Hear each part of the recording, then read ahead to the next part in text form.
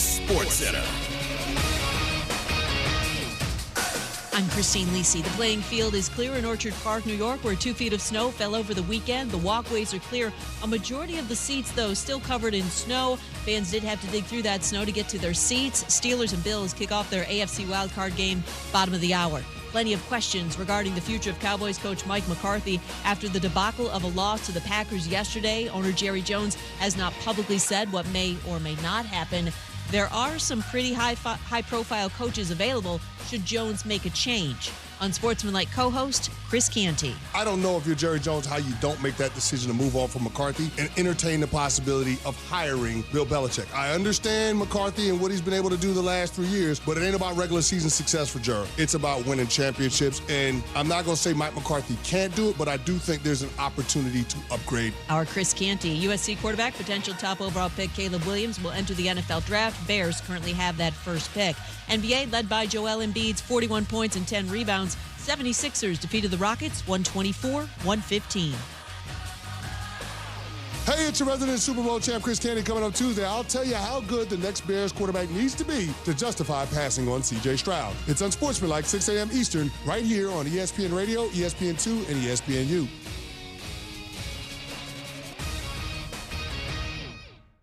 Matt Moscona. I'm very important. After further review. Say it one more time. After further review with Matt Moscona. And here we go. Live from the Mercedes-Benz of Baton Rouge Studios. Let's ride!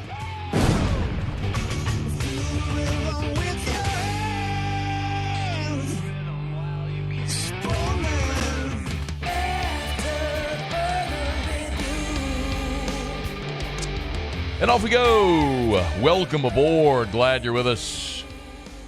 It's AFR presented by Relief Windows. I'm Matt. Love you, Matt. Paul O'Neill. They're chanting Paul O'Neill's name. Yusu. And Mr. Toby Tumplay.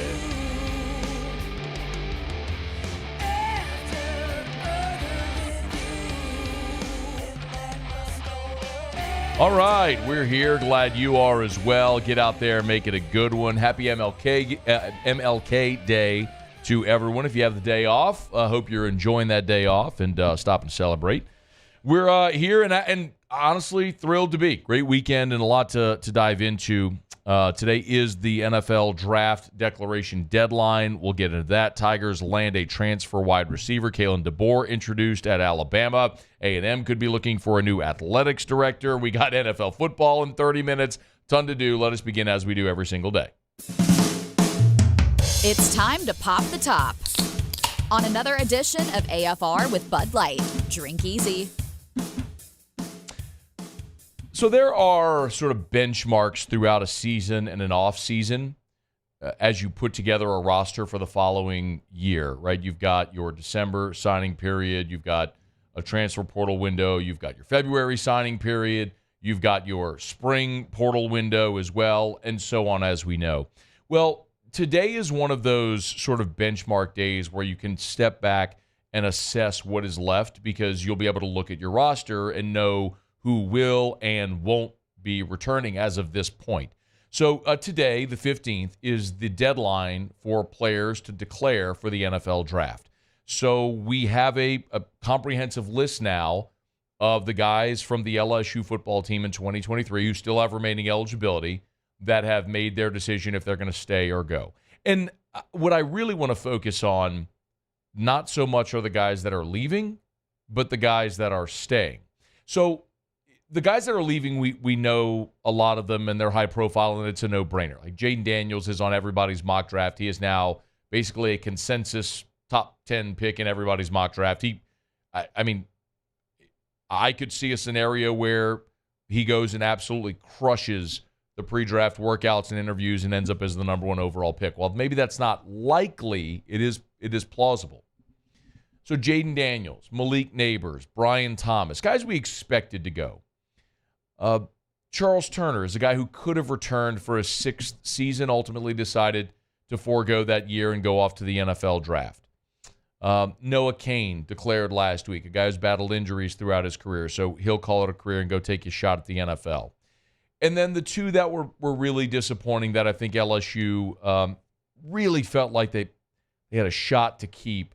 But we got the news last week with Mekhi Wingo and Mason Smith both declaring for the draft as well. Wingo right after the bowl game, and then Mason Smith, of course, early last week. So in all, those are 7 underclassmen. Oddly, Jordan Jefferson and Andre Sam each released statements on social media announcing they were going pro, but both of those guys are out of eligibility. So I don't know why. Maybe they just wanted to have their Twitter moment, which is fine. But it's seven players that had eligibility remaining. Daniels, Neighbors, Thomas, Turner, Kane, Wingo, Smith, those 7. So, and I'm not trying to minimize the importance, especially of the offensive guys. I mean, Jaden Daniels won the Heisman Trophy. Malik Neighbors and Brian Thomas were the best receiving duo in college football this year. Both are going to be first-round draft picks. Charles Turner was a guy who showed up from IMG Academy weighing about 220 and built his body into being an SEC caliber, now NFL caliber center, and you wish him all the luck as he goes off to the Senior Bowl. But I think sometimes we focus so much on the players that leave, we don't focus enough on the players that made the decision to stay and what their impact might be. So I want to run through a handful of guys that stayed and why I think it's significant that they made the decision to do so. And I'm going to start with 2 guys on the offensive line. Now, I was told early in this process, and we did share it with you, that Garrett Dellinger and Miles Frazier were going to return to LSU. And true to form, they did. So Garrett Dellinger has been playing since his true freshman season at LSU. He will be a true senior next year, and he's returning. In his 3 seasons, Garrett Dellinger has played in 34 games with 23 starts. And he has played on both sides of the line. Garrett Dellinger even as a start at left tackle in his career. Miles Frazier, remember, transferred in from FIU, just finished his 2nd season in Baton Rouge and will now be returning for a 3rd season in Baton Rouge and a 5th season of college football. Miles Frazier has played in 41 career games with 37 starts. So understand the significance here. With Frazier and Dellinger both making the decision to return, Emory Jones and Will Campbell back for their junior seasons, you're replacing Charles Turner. You have 4 of your 5 starting offensive linemen back.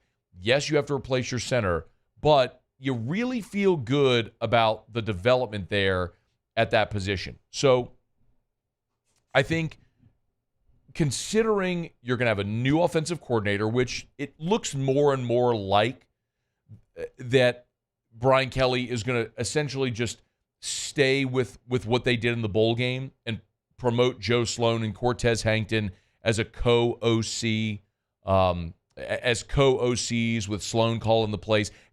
It's not determined, obviously, and Brian Kelly hasn't made that announcement, but it certainly seems most likely that's what they're going to do.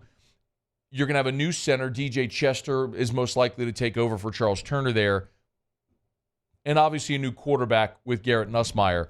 And when you have a new OC, a new quarterback, you're replacing 2 All-America caliber receivers and your starting center. When you return 4 of your 5 starting offensive linemen, that is just such a huge basis, a huge cornerstone for this team. And then you look out wide as well, and you look at Kyron Lacey. Now, LSU has gone in the transfer portal and added 2 wide receivers. And Xavion Thomas, I think there's a lot of reason to be excited about a kid from Louisiana who went to Mississippi State, has had a productive career, and now is coming home. And then C.J. Daniels committed over the weekend from Liberty. We'll talk more about him. But Kyron Lacey is a guy now who is returning for a 5th season of college football, his 3rd year in Baton Rouge.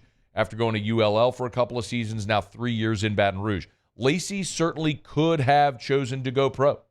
And somebody would have drafted him because he would have gone to the combine and he would have run really fast and jumped really high, and he's got some good film. But he has the opportunity to come back and be a true number 1 receiver and prove that he can do that. And if he does that and has the type of season, say that Brian Thomas had this past year, which he's certainly capable of, or like a Terrace Marshall after he was overshadowed by Jefferson and Chase and then finally got his opportunity. Now, he ended up opting out in the COVID year, but played part of that season and played really well when he did. you can understand the benefit of having a guy like Kyron Lacy back, because Kyron Lacy, if you take out the 2 transfers, Kyron Lacy has more production than all of your other receivers combined in their careers. So, yes, getting Kyron Lacy back and complementing him with those transfers is big. And on the defensive side, I'll point out 2 guys, Savion Jones and Paris Shand. And honestly, I should throw Jacoby and Guillory in there as well. I don't want to be negligent. Let me make sure that I include Guillory, because I do think Jacoby in returning is massive as well. So I'll start there with Guillory, because in losing Smith and Wingo and Jordan Jefferson being out of eligibility, your top 3 interior players are gone. The fact that you got Guillory back, well, I don't know that anyone's expecting Guillory to play at an All-America level. He's a rotational piece and a veteran body and a big body that, is from Alexandria. He went to Ash and is coming back to run it back one more time. And you've got Guillory, and then you've got Jalen Lee and some other guys that, with some new guys coming in. But Jacoby and Guillory returning is big. I'm not to say that he would have had a huge draft opportunity, but a lot of guys don't want to play 5 years of college football, and that's understandable if you want to go start your NFL clock ticking. So Guillory returning, I think, is big. And then Savion Jones and Paris Shand. Look, Jones is a guy who I'm going to be really interested to see what he does in Blake Baker's defense. This past offseason, every year when we go out to the first day of fall camp, it's always interesting to look and say, okay, well, who sort of remade themselves? Who made over their body? And it was so obvious that the answer this year was Savion Jones. I mean, he very clearly added good weight and became a monster to be able to be a run-stopping, edge-setting end in a 3-4. And that's not to say, look, and typically 3-4 ends, the big end as it were, they typically don't stuff the stat sheet, but they do a lot of dirty work. So you get Savion Jones back. That's so big on a defensive line where, as we mentioned, you lost your biggest and most productive players, and Jones is big enough to where he could probably be a little bit of a hybrid and play kind of inside out for you. And the same goes for Paris Shand. And I remember talking about this last week with Pete Jenkins. And Pete worked with his team, and one of the things that he said to me is, I don't know where we would have been as a defensive line without Jordan Jefferson and Paris Shand. Jefferson was very clearly your best guy, but Shand's versatility was often unsung. He did not start. Paris Shand did not start for you this year. And in his career, he's played in 37 games with 10 starts. Those were all at Arizona. He did not start this year at LSU, any games. But he's coming back now for a 5th season in college football, and that is a guy who was versatile enough this year to play inside and out. And they finished the season with 18 tackles. He had 5 tackles for loss, 4.5 sacks. Paris Shand was a guy that gave you, 5 tackles for loss, 2 sacks. He was a guy that gave you some versatility inside and out. And whenever you're rebuilding a position group, and I've labeled LSU's defensive line as a must, right? If you have wants and needs and musts, adding a receiver was a want. I think, linebacker and corner are probably needs. Interior defensive line is a must. But the only reason it's not like, a 4-alarm fire is because you're returning guys like Guillory and Shand and Savion Jones who have played a ton of football. Savion Jones has played in 38 games with 16 starts. Paris Shand has played in 37 games with 10 starts. So at least you have a cornerstone, which you would love over this portal period or after spring to add a starting caliber player on your defensive line. But the only reason that you're not completely gutted is because these guys who could have left made the decision to return for another year and give it a go under new defensive coordinator Blake Baker. So, yes, we're going to focus a lot on what LSU lost, and you should, because they lost a lot of significant pieces. But I think it also is worth mentioning and underscoring the guys that are returning, because they will be cornerstones of what LSU is going to be in 2024. Okay, it's After Further Review. Our show open every day is brought to you by Bud Light. Drink easy in Louisiana with the great taste of Bud Light, the official beer of the LSU Tigers, the official beer of the New Orleans Saints, and the official beer of us here on AFR. Love watching NFL football. You see the commercials of Peyton Manning and Emmitt Smith. Those are a lot of fun. But it's fun we get to talk about Bud Light as well, and mostly our friends at Mockler Beverage, a local company that distribute Bud Light and the Anheuser-Busch products in the greater Baton Rouge area, and they've been community partners for 4 decades. Drink easy in Louisiana with the great taste of Bud Light, the official beer of AFR. Okay, well, now I got a quick break. Come back. If you want to join us, you're always welcome to do that. Email us, tweet us, text us, all that good stuff in the 225-396-4400, 396-4400. We will get to a lot of the NFL recap for the weekend. We will get to Kalen DeBoer, who was introduced at Alabama over the weekend because, as we often say, keep your friends close, your enemies closer. So it certainly is worth noting what's going on there in Tuscaloosa with Kalen DeBoer taking over for Nick Saban and what's happening to that roster and that coaching staff. So we will get to that. Let me now get a quick break. When we come back, one of the things that I mentioned there just a bit ago is LSU landed a transfer from a wide receiver in the portal. I want to talk about him, who we did talk about last week, but another portal target that LSU should already be on the phone with. We're going to talk about that next. It's AFR. AFR. AFR is brought to you by Pluckers, Nicholson, and Bluebonnet, dine-in, carry-out, or delivery with 28 flavors of award-winning jumbo chicken wings, ice-cold draft beer, full-service bar, sports on TV, y'all. So Martin Luther King Jr. Day is a great day in the country where we get to celebrate a great man and his legacy. We all know that. It's also a day where we just binge on sports. The NBA does a full day of basketball. As a matter of fact, the Pels are playing the Mavs right now in Dallas. Pels have a 2-point lead with 6 minutes to go. But, there's NFL football with Pittsburgh and Buffalo starting in 15 minutes. And then tonight you got Philly and Tampa. You got a full day of NBA games. Get by Pluckers. Watch all of it. Award-winning jumbo chicken wings. Remember, every Monday is all-you-can-eat wings. So get on by either Pluckers location tonight. All-you-can-eat wings. Go right now. Just go right now. Watch both NFL games and stay there till midnight. It's Pluckers. Remember, if you don't like our wings, we'll give you the bird. The importance of doing this fortified program and offering it to people down here is, number one, the only real chance you're going to get to do this is when you put on a new roof or build new. And through companies like HUDCO, who's kind of leading the way in this thing, it's going to offer the customers a huge advantage in the insurance market and the price of their insurance. We're not looking to make a fortune off fortifying. We're trying to give you a better product than our competitor at the moment. I'm trying to do something that he can. I'm trying to give you something better. So a lot of these insurance jobs, you're getting a re-roof, you're only paying your deductible. Let's sit down and talk about the fortified and let's see what it does to your insurance premium. You're getting a steal. Yeah. You're getting a brand new roof and a fortified certificate for your deductible, essentially. And I think we're rocking and rolling.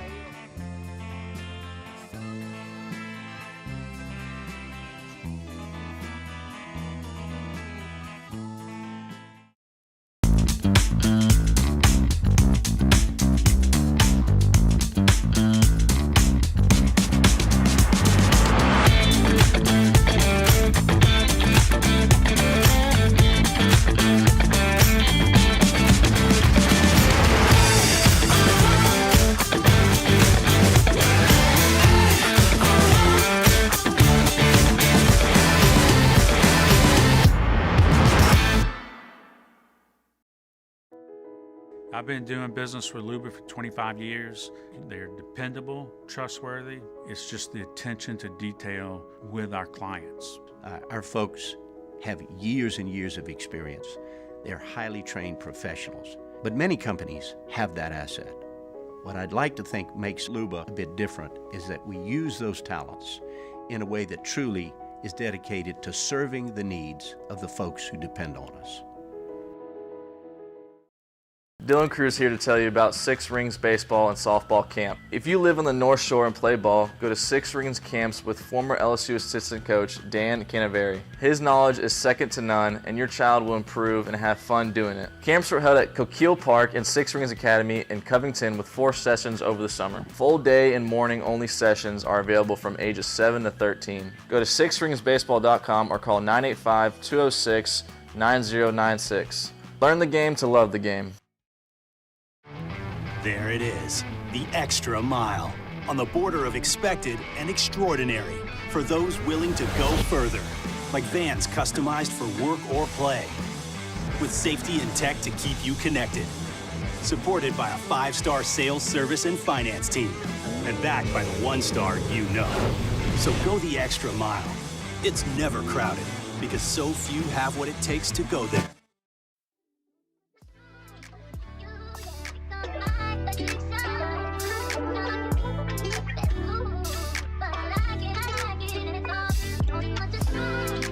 after further review with Matt Moscona, presented by Relief Windows. Windows, doors, siding. Call 288-8138 or visit reliefwindows.com.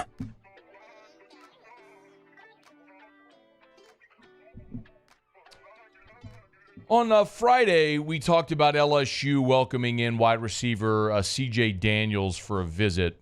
Daniels spent 4 years in college at Liberty, and after redshirting his first season, he has really been a standout. This past year, C.J. Daniels at Liberty had 55 receptions for 1,067 yards and 10 touchdowns. So you're talking about a 1,000-yard receiver there for the Flames this past season. Hit the transfer portal, and he had some big-time offers. I mean, it was like Texas and Auburn and Florida. I mean, big-time SEC offers. And LSU got him to campus this past weekend, and he pulled the trigger and committed. So C.J. Daniels becomes the latest transfer portal addition to this class for LSU.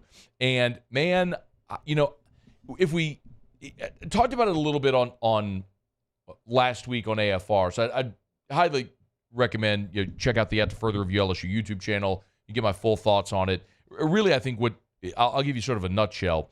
I think this signals a change in how teams are building rosters. It's very much more mirroring the NFL, where, and it has nothing to do with payment or NIL. It's more in the NFL, you are never staying the same. You're always getting better or getting worse. So you're constantly evaluating your roster to say, where can I upgrade? And the transfer portal has allowed you that opportunity.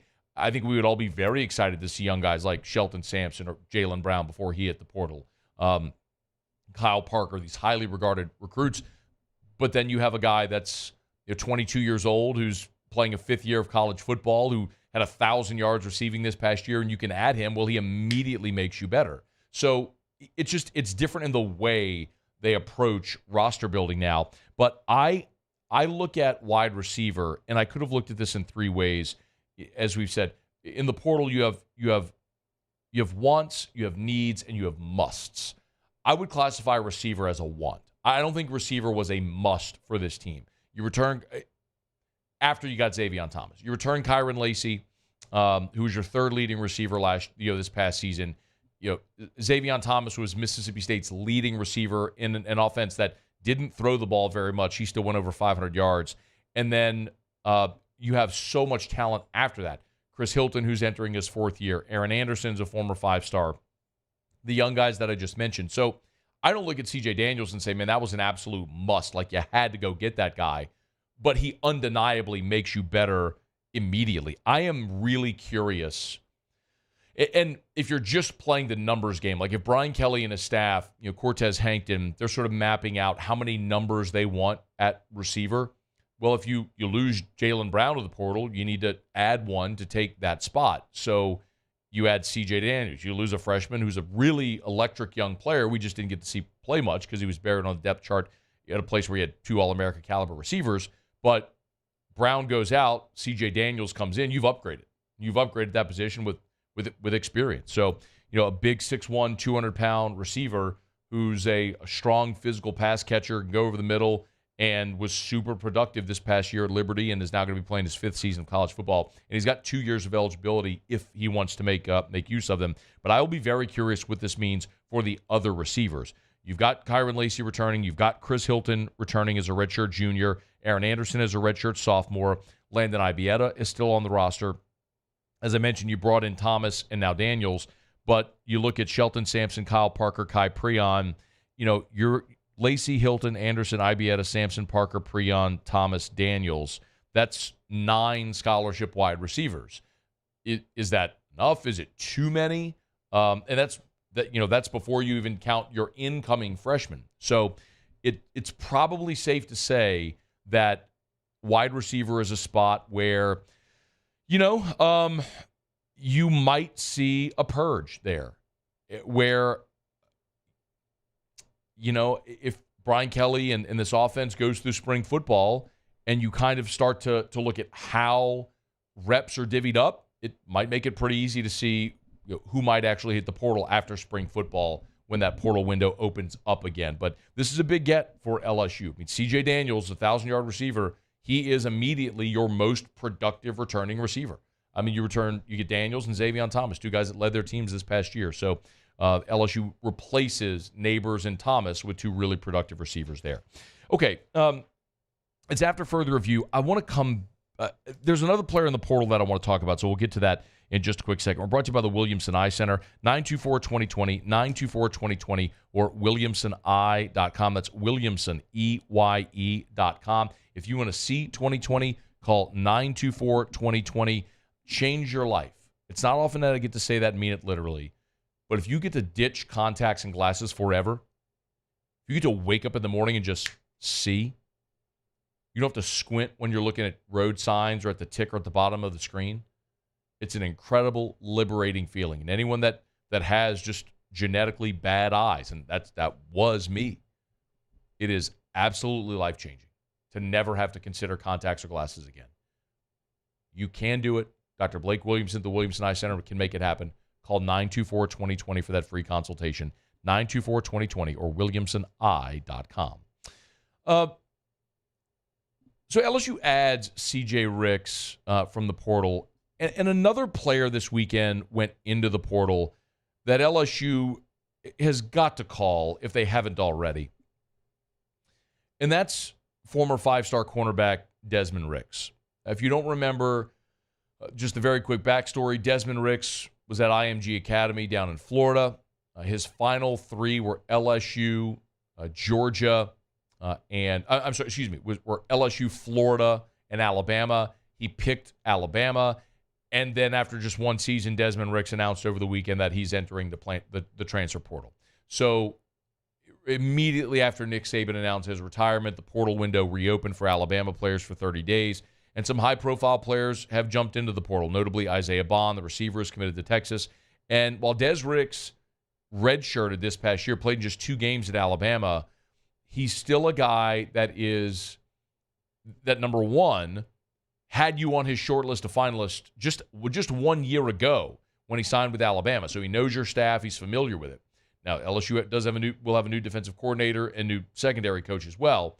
But this is the caliber of player that you're lacking right now. The physical caliber of player that you're lacking.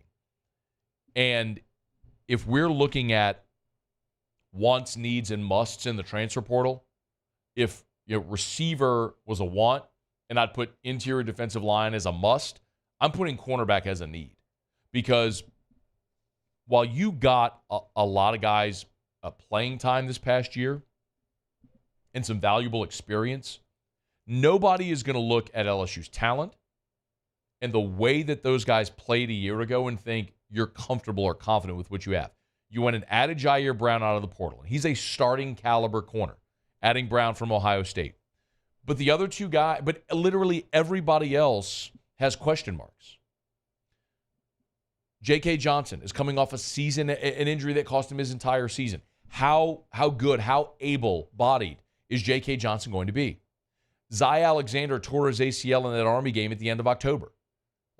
I have no idea how quickly Zy Alexander will get back to full strength or if he will get back to 100% full strength. So you have those questions. And yes, look, you played Sage Ryan at corner. You got to see young guys like Ashton Stamps and Jeremiah Hughes. But from what you saw from those guys, are you confident that you have starting caliber cornerbacks in the SEC? Because I'm not. And then you've got 2 incoming true freshmen. And you may really like their potential and their upside. It's really difficult to look at a true freshman and say, go get him. I mean, you just did that this year with Stamps and Hughes for a bulk of the season. So if you have the opportunity to add somebody else to that room that, although he didn't play a lot last year, is a physically more gifted player than anybody you got on the roster right now, you got to go do it. Now, the caveat is with Des Ricks, his position coach at Alabama was Travaris Robinson, who just left to take a job as a co-defensive coordinator at Georgia. And so there's some thought that Ricks may follow his position coach to the University of Georgia. And it would be hard to argue against that if he goes and plays for Travaris Robinson in Athens. Great program, guy he's familiar with, coach he's familiar with, all that stuff. But it's one that LSU has got to get their hat in the ring because cornerback at this point, finding a starting caliber cornerback to put into that room is certainly a need for LSU going into 2024. And it's just how you have to reevaluate looking at the roster with wants and needs and musts. And cornerback very much is a need for this team going into 2024. Okay, it's After Further Review. We're glad you're with us. Our Monday shows, as always, are brought to you by Relief Windows and ReliefWindows.com. Energy-efficient replacement windows, beautiful entry doors, hardy plank and vinyl siding. They do it all over at Relief Windows. Give Brandon Holly and the gang a call at 288-8138, 288-8138 for Relief Windows and ReliefWindows.com. You know, Mama used to tell you, get what you pay for. If someone's out there flaunting that they've got the cheapest price, what are you really getting? With Relief Windows, you never have to worry about experience, quality, and service. That's Relief Windows and ReliefWindows.com. Okay, it is After Further Review. We're glad you're with us. We'll go around the SEC when we come back. A new mock draft is out with the deadline for players to enter, so we know the draft pool now is set. So we got an updated mock draft. We'll get to that coming up next hour. Let's hear from new Alabama coach Kalen DeBoer. Jim Harbaugh, his interview season in the NFL has begun. Is this actually the year Harbaugh makes the leap from college back into the NFL? We'll talk about that. A ton to do, and glad you're here. And we are just about to kick off between the Bills and the Steelers, so we'll keep you up to date with that as well as we move throughout the show. Thanks for being with us here on AFR. AFR. Brought to you by Darren James and Associates, brokered by LPT Realty. You know where to find them. Agent225.com. Agent225.com. If you are even thinking about selling your home, your first call needs to be to Darren James. 335-7666 or agent225.com. New listing from Darren and his team on Rosedale Avenue in Denham Springs. Beautiful home. You can go check it out right now at agent225.com. That's agent225.com or on all of Darren's social media. I've been telling you about Darren making the switch to LPT Realty. And last week, LPT Realty hit 7,000 realtors. Just in the last month, whenever we started telling you about Darren making that move, they were at 6,000. Now 7,000 agents with LPT Realty. Literally the fastest growing real estate company ever. Find out why. 335-7666, 335-7666, or agent225.com. Think real estate, think Darren James. Bayou Ford is taking $10,000 off MSRP on new 23 Ford F-150 lifted trucks. $10,000 off new Ford F-150 and 3.9% financing. All new Bayou Ford vehicles come with a 1 million mile warranty. The crew at Bayou Ford is going to do right by you.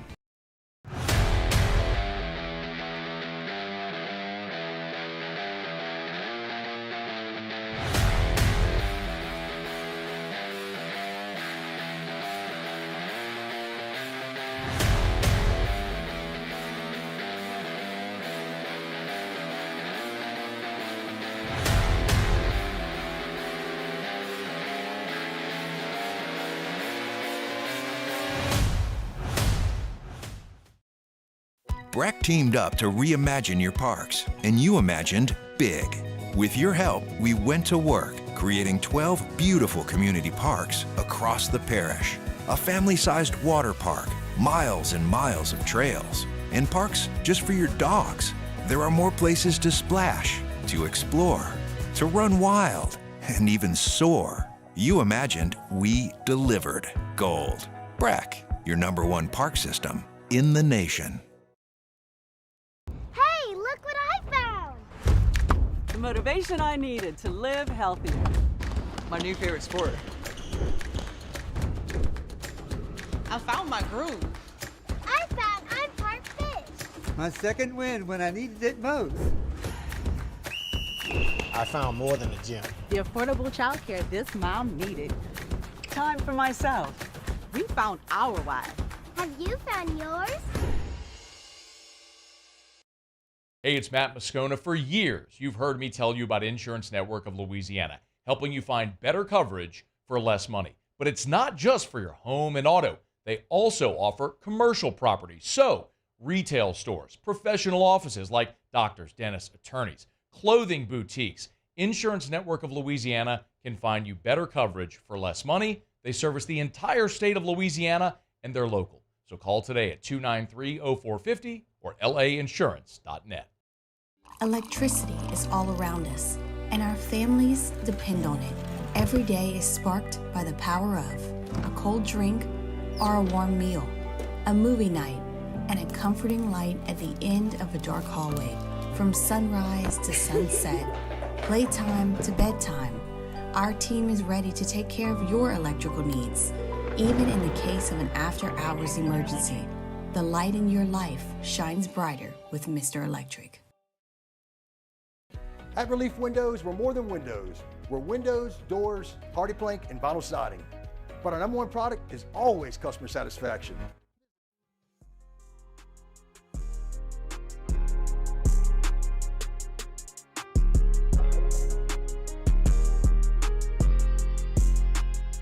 After further review with Matt Moscona, presented by Relief Windows. Windows, doors, siding. Call 288-8138 or visit reliefwindows.com. Tough weekend on the Plains for the LSU basketball teams. The men lost their Saturday. The women suffered their second loss of the season, losing to Auburn. Upset there, 67-62. Auburn beat LSU. But not all bad for the LSU women's basketball team. We found out that ESPN's College Game Day will head to Baton Rouge in a week from Thursday, as a matter of fact, when number 7 LSU, I guess now number 10, the new rankings are out. After LSU's loss, they fell to 10. So number 10 LSU hosting number 1 South Carolina on January 25th. That's a Thursday, so 6 p.m. Central. The ESPN's College Game Day will originate from the Maravich Center, leading right up to tip-off, which will be at 7 o'clock there at the Maravich Center. Massive stage, obviously, for LSU and the women's basketball program. I mean, they won the national title a year ago. They were a viral sensation with famous players, Angel Reese and Flaugier. We know that. Of course, Kim Mulkey is arguably the most recognizable figure in that entire sport. But this is an opportunity outside of the Final Four of the national championship to be on a main stage. And at 6 p.m. To have LSU women's basketball front and center on ESPN television, the big 4-letter mothership, and then to have the game follow it. So really great opportunity. For what it's worth, LSU's all-time attendance record for women's basketball was back in 2005 when they hosted Tennessee. Remember, they used to have an event called Pack the PMAC, if you remember. And it was, they'd pick a game a year where they would just try to sell out the Maravich Center. And in 2005, that was at the height of Simone and Sylvia, and LSU brought Tennessee in. And LSU put 15,233 people in the building that day. I was there. Remember, it was an incredible atmosphere. They've reconfigured the Maravich Center since, so you can't fit 15,233. The capacity now is just north of 13,000. So it's unlikely, if not altogether impossible, that they would break the attendance record. But still should be a great night a week from Thursday there at the Maravich Center. ESPN's College Game Day will be on hand, originating from the Maravich Center, with the game between number 1 South Carolina and number 10 LSU to follow. All right, it's after further review. We are glad to have you aboard with us here. They're underway there in Buffalo and Pittsburgh. 2 games remaining here in Super Wildcard Weekend. No score as they're just underway. Pittsburgh punt just got the ball stalled, punted to Buffalo, and then tonight it's Philly and Tampa. So I'm very curious here. This is a big line with Buffalo, a 10-point home favorite. Did you see the videos this weekend of the field there in Buffalo? I'm not talking about the fans shoveling the snow, but like on Saturday afternoon, did you see that? It almost looked like I had to look at the video. You know what I'm talking about. I'm looking for it right now. I had to look at the video like 10 times because it looked like the ocean. Yes. You know what I mean? Like the field. Yes, it looked like there were waves. I know exactly what video you're talking about. So I was like, did somebody superimpose this? Is this like, did they like take a video of the ocean and put it, on the field? I'm looking for it. I don't see it right now, but it was an insane. Who had it? It was an insane video. Maybe the Bills, but it doesn't matter. But anyway, I get why they didn't play the game. I mean, there are inclement conditions which are not ideal, and then there's like, oh, here it is. Yeah, that's it. It's right like there. now there are things that just look dangerous. Like this just looks dangerous. I mean, when this, if you're not watching and you're just listening to us, this is an end zone camera at field level, and that shot right there looks like waves, doesn't it? It does. It looks like like the North Sea almost in a way. I mean, imagine you're watching a movie and it's nighttime and it's an ocean shot from a boat and you see wave. Like, that's what that looks like on the field. I don't know how you would have achieved any semblance of a football game in that, and I still don't quite know what I'm looking at. Blizzard? I mean, in every sense of the word. I've been in a blizzard. I've never before. been in a blizzard. Like, I've been snowed in before when I lived in South Bend. Like, I've told this before, but like our finals, my first semester of college, were canceled, not postponed. They canceled them because it was just everything was impassable. So I've been in that before, and we were idiots who went and played football in the in the field, and there was literally snowdrifts up to our knees. It was insane. Like 2 feet of snow. But anyway, so I understand why they postponed the game. I know a lot of people say, "Oh, you got to play the game." They've played in fog and snow and rain. That's true. There's a difference between inclement weather and, man, that's just dangerous and scary. Yeah. Like, don't go out there when it's dangerous and scary. That's bad. Okay, it's after further review. Got a new mock draft we'll get to here in about 20 minutes from right now. We'll keep you up to date with what's going on with the Bills and the Steelers as well. Right now, though, let's go around the SEC. Around the SEC, bringing you the biggest news from the nation's best conference. Texas A&M! Texas A&M could be looking for a new athletic director. Pete Thamel is reporting that Ross Bjork has emerged as the top target in Ohio State's athletics director search. Bjork took on the role of Aggies AD back in 2019 after the departure of Scott Woodward to LSU. Bjork was also in charge of the athletic department when A&M decided to extend the contract of Jimbo Fisher, leading to the now infamous $76 million buyout. He's previously been at Ole Miss, Western Kentucky, UCLA, Miami, Missouri, and a lot of other places. But we'll keep an eye on it. Ross Bjork could be leaving College Station for Columbus. The Georgia Bulldogs. ESPN's Chris Lowe is reporting that Travaris Robinson will remain on staff at Georgia as the co-defensive coordinator and safeties coach. So over the weekend, Georgia announced Travaris Robinson would be joining staff. He'd been at Alabama for the 2 previous seasons. Well, with Nick Saban retiring and Kalen DeBoer being hired, DeBoer interviewed Robinson over the weekend for the now vacant defensive coordinator job, but Robinson says he'll stay at Georgia as co-defensive coordinator alongside Glenn Schumann. The Alabama Crimson Tide.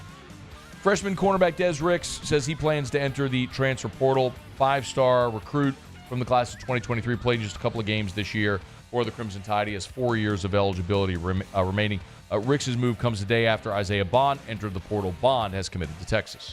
The Florida Gators. Florida got a pledge from Colorado State quarterback Clay Millen. He's a rising junior with 2 seasons of eligibility remaining. Millen becomes the 3rd scholarship quarterback on the Gators roster with Graham Mertz and DJ Lagway, who is a true freshman. This is the 2nd time that Millen has started his career at Nevada before shining at Colorado State the past couple of seasons. He's the 9th scholarship transfer for the Gators. The Auburn Tigers. And Auburn landed a commit from Jaron Thompson, a safety who's transferring in from Texas. Thompson has played in double-digit games each of the last 4 years as a Longhorn, but he'll finish up his career on the Plains. Auburn lost its entire secondary to the NFL. Okay, there you have it. That is around the SEC. We're glad to have you aboard with us here. Love telling you about South Point Volkswagen, airline just north of Highland, or southpointvw.com. That's southpointvw.com. New and certified pre-owned in Baton Rouge and online at southpointvw.com. Remember, whenever the weather gets bad, you can always have peace of mind if you're driving around in a Volkswagen. I know I do. All the different IIHS top safety picks. It's why I have so much peace of mind when I drive a Volkswagen, when Erica drives a Volkswagen, when I strap Drew into his car seat in my Cross Sport or Erica's Atlas. They're stylish, they're luxurious, they're affordable, and they're safe. If you've never driven a Volkswagen, test drive one and go where they have more inventory and better service than anywhere. South Point Volkswagen, Louisiana's largest volume Volkswagen dealer. South Point Volkswagen. What's your direction? Okay, it is after further review.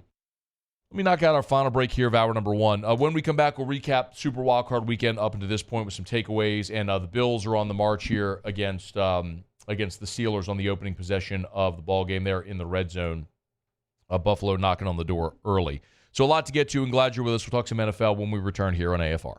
AFR. It is king cake season, y'all, which means it's time to get by Rouse's with so many delectable king cake flavors. You'll sure to find what you're looking for at Rouse's. The official supermarket of the New Orleans Saints is Rouse's. You go to rouses.com or download the Rouse's app. Of course, the newest Rouse's location, which opened its doors last week, is on Florida Boulevard, Florida and Ardenwood here in Baton Rouge, number 68. This is Rouse's number 68, and we are thrilled to be able to share that grand opening with our friends at Rouse's last week. Of course, we tell you all the time that you have the Buy 4, Save More program. If it's wine or whiskey or other spirits you're trying, you buy 4 bottles of wine, you'll save more. It allows you to try some interesting bottles, maybe something you otherwise would never have tried before. Here's a way to sort of expand your palate, and Rouse's helps you do it. Rouse's is the official supermarket of the New Orleans Saints. You can get to rouses.com or download that Rouse's app. Rouses.com for Rouse's. This feels like home. There it is, the extra mile, on the border of expected and extraordinary, for those willing to go further, like vans customized for work or play, with safety and tech to keep you connected, supported by a 5-star sales, service, and finance team, and backed by the 1-star you know. So go the extra mile. It's never crowded, because so few have what it takes to go there. Mercedes-Benz Vans. It was a humid day, barefoot children play, looking for that summer shade. Time to slip away.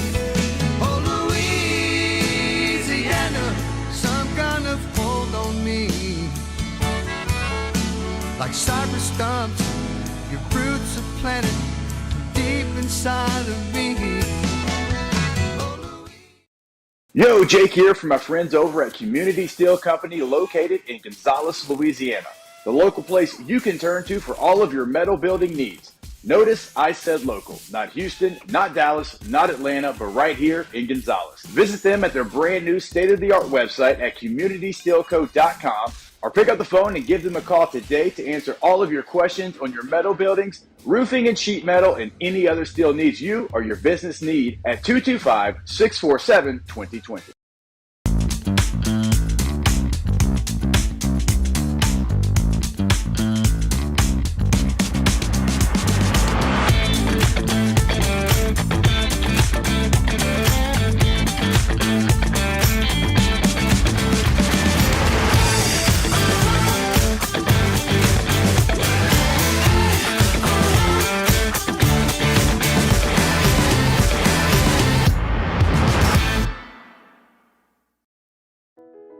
I've been doing business with Luba for 25 years. They're dependable, trustworthy. It's just the attention to detail with our clients. Our folks have years and years of experience. They're highly trained professionals, but many companies have that asset. What I'd like to think makes Luba a bit different is that we use those talents in a way that truly is dedicated to serving the needs of the folks who depend on us. Dylan Cruz here to tell you about Six Rings Baseball and Softball Camp. If you live on the North Shore and play ball, go to Six Rings Camps with former LSU assistant coach Dan Canaveri. His knowledge is second to none, and your child will improve and have fun doing it. Camps are held at Coquille Park and Six Rings Academy in Covington with 4 sessions over the summer. Full day and morning only sessions are available from ages 7 to 13. Go to sixringsbaseball.com or call 985.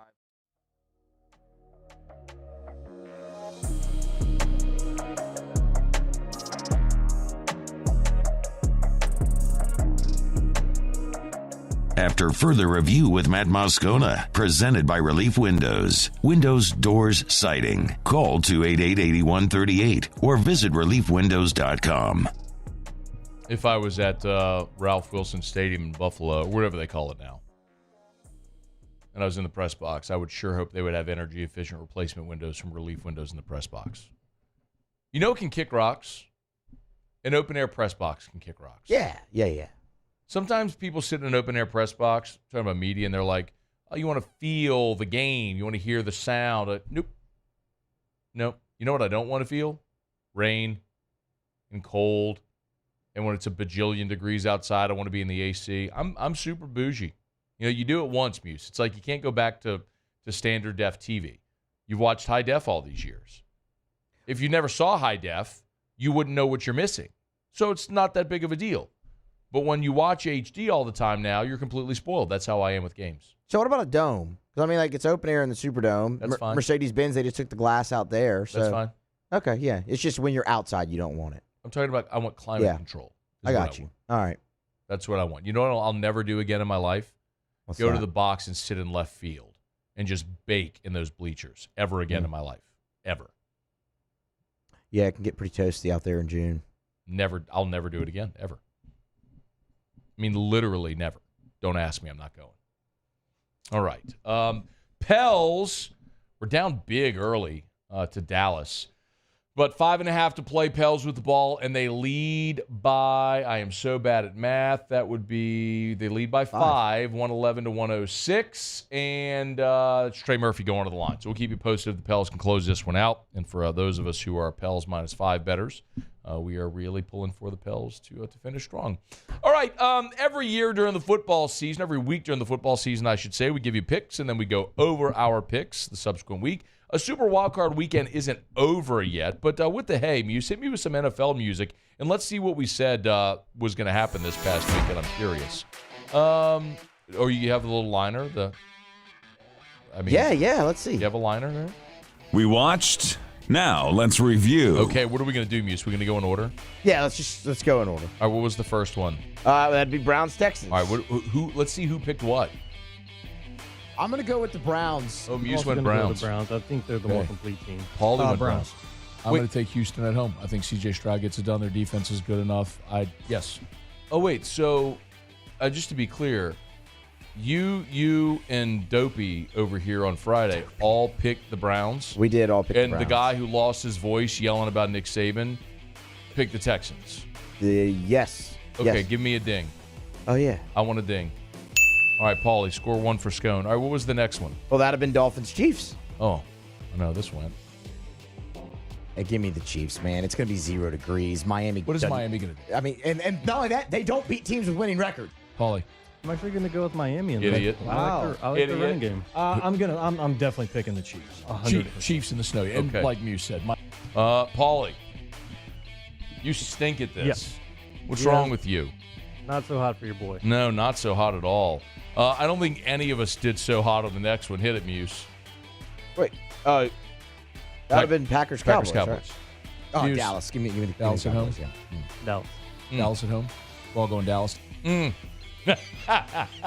Okay, to be fair. We all went to Dallas.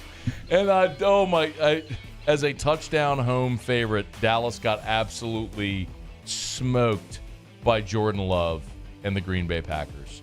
That was never a game. Rocking chair over there. Yes. Give Otter a ding. I can't remember if that was Otter or if that was Andy Iskoe. I think it was Andy. I think it was Andy Iskoe on Jimmy Ott's Football Sunday who had the over in that game. Now, this one really, it peed me because we did have the Lions laying the 3 and the over, which looked like, the over looked like a rocking chair. 38 points in the first half. And the total was 53. It was like you could sleepwalk your way to an over in this game. And the Lions just decided they didn't want to. No, everyone just decided they didn't want to score anymore. Let's just kick some field goals and call it a day. Anyway, let's see who had what. I'm going to have to go with the Rams. Idiot. I don't want to, but I'm going to go with the Rams. Paulie. I'm going with the Lions. There's Okay, no way that there you go, it's Paulie. not gonna be Salvage insane. something. Yeah, Detroit. Yeah. Okay, Massive home field advantage. Yes, I'm going Detroit. Okay, so I'm winning. Right, Paul? Yes. Yeah, I'm winning big, too. Do we want to play the Buffalo one, or? We all had Bills, yeah? Yeah, we all went. We all had Bills. We all went Buffalo. And then, what did we do for Tampa and Philly? Well, Eagles, Philly. but it's going to be close. Eagles. Philly. No. I'm picking Tampa here. Why? I think Mayfield's him. Okay. I'm going with Tampa. Philly limped into the postseason, no doubt, but some teams have a pedigree, and they'll turn it on when they need to. They will. Tampa stinks. Tampa got blown up by the Saints. Give me a break. Okay. All right. So we got we're all going Buffalo, and then we all had Eagles except for Dopey, who had except for okay, Ryan. good. All right. So we'll check it, Paul. Let's have a graphic. We'll keep it going throughout the postseason. We hold ourselves accountable here. We pick games. We're going to tell you how we did. like we do during the season. Me and Terrio, we come back and give you our picks and how they all went throughout the year. I smoked him this year in college. And so we'll come back and we'll see how it does in the playoffs. Again, our preseason picks, we all had didn't the three of us all have a Buffalo Eagles Super Bowl? Eagles Bengals. And we all had the Bengals winning. And we all had the Bengals winning. Yes, we all had the Bengals beating the Eagles in the Super Bowl. And then Joe Burrow got hurt, and that was not good. Thank you. You can kill the music there. Okay, it's After Further Review. Monday show is brought to you by Relief Windows and ReliefWindows.com. They're just the best. Energy-efficient replacement windows, beautiful entry doors, hardy plank and vinyl siding. They do it all. They do it better than anyone else at Relief Windows. Okay, let's knock out a quick break. We'll come back after SportsCenter. Today was the deadline for players to enter the NFL draft, which means it's mock draft season. We got news next. AFR. Brought to you by Shawbills Tire and Auto Service. ShawBillsTire.com. ShawBillsTire.com. Need to buy tires? Need to go to Shawbills. It's going to be cold and wet and then icy. You're going to drive on that. You better have good tires. Better have tread on them tires. You don't want to go cheap. You want the best tires on the road. Well, if you want the best tires on the road at the cheapest price possible, then you have to go to Shawbills. That's where you can have your cake and eat it too. With locations all over South Louisiana, you can shop tires online. You can schedule service online. It's actually really easy. You go to the website, you'll see right there on the homepage, there's a big bar that says Find Tires. You just click that bar, and then whatever vehicle you have, make, model, all that stuff, it'll match the tires that you need for your vehicle, and you'll find the best price as well. It's at Shawbills. Shawbills Tire and Auto Service. Go to ShawBillsTire.com. ShawBillsTire.com. For more than 50 years, Shawbills, family-owned and operated. Remember, it's Shawbills where we keep you rolling. Hey, it's Matt Moscona. For years, you've heard me tell you about Insurance Network of Louisiana, helping you find better coverage for less money. But it's not just for your home and auto. They also offer commercial property. So, retail stores, professional offices like doctors, dentists, attorneys, clothing boutiques. Insurance Network of Louisiana can find you better coverage for less money. They service the entire state of Louisiana, and they're local. So call today at 293-0450 or lainsurance.net. There it is, the extra mile, on the border of expected and extraordinary for those willing to go further, like vans customized for work or play, with safety and tech to keep you connected. Supported by a 5-star sales, service, and finance team, and backed by the 1-star you know. So go the extra mile. It's never crowded, because so few have what it takes to go there. Mercedes-Benz Vans. Breck teamed up to reimagine your parks, and you imagined big. With your help, we went to work, creating 12 beautiful community parks across the parish. A family-sized water park, miles and miles of trails, and parks just for your dogs. There are more places to splash, to explore, to run wild, and even soar. You imagined, we delivered. Gold. Breck, your #1 park system in the nation. Hey, look what I found! The motivation I needed to live healthier. My new favorite sport.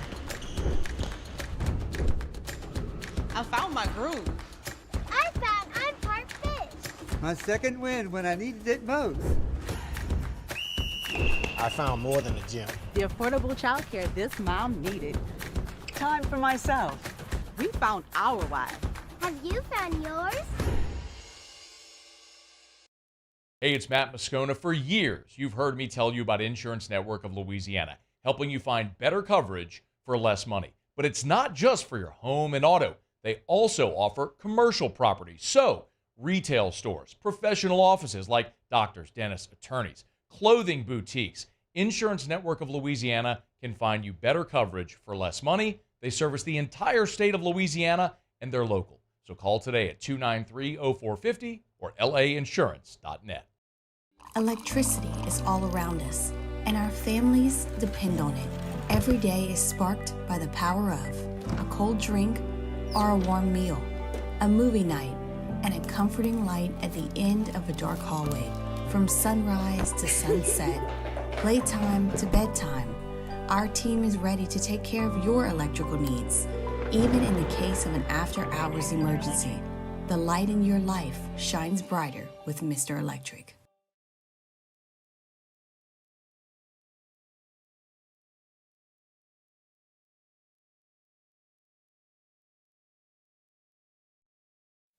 This is SportsCenter.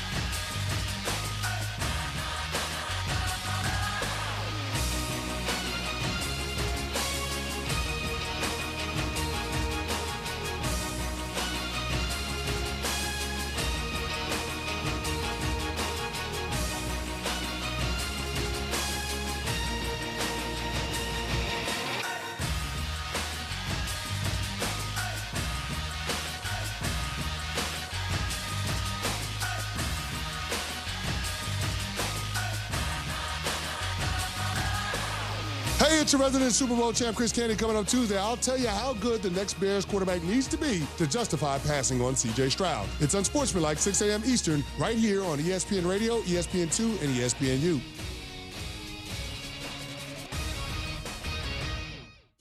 Matt Moscona. I'm very important. After further review. Say it one more time. After further review with Matt Moscona. And here we go. Live from the Mercedes-Benz of Baton Rouge Studios. Let's ride.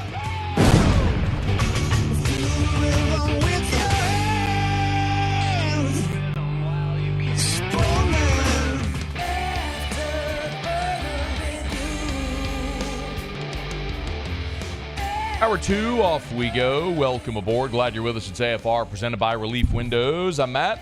You're a loser, Matt! Hey, shut up, kid. Paul O'Neill. They're chanting Paul O'Neill's name. Muso. And Mr. Toby Tomplay.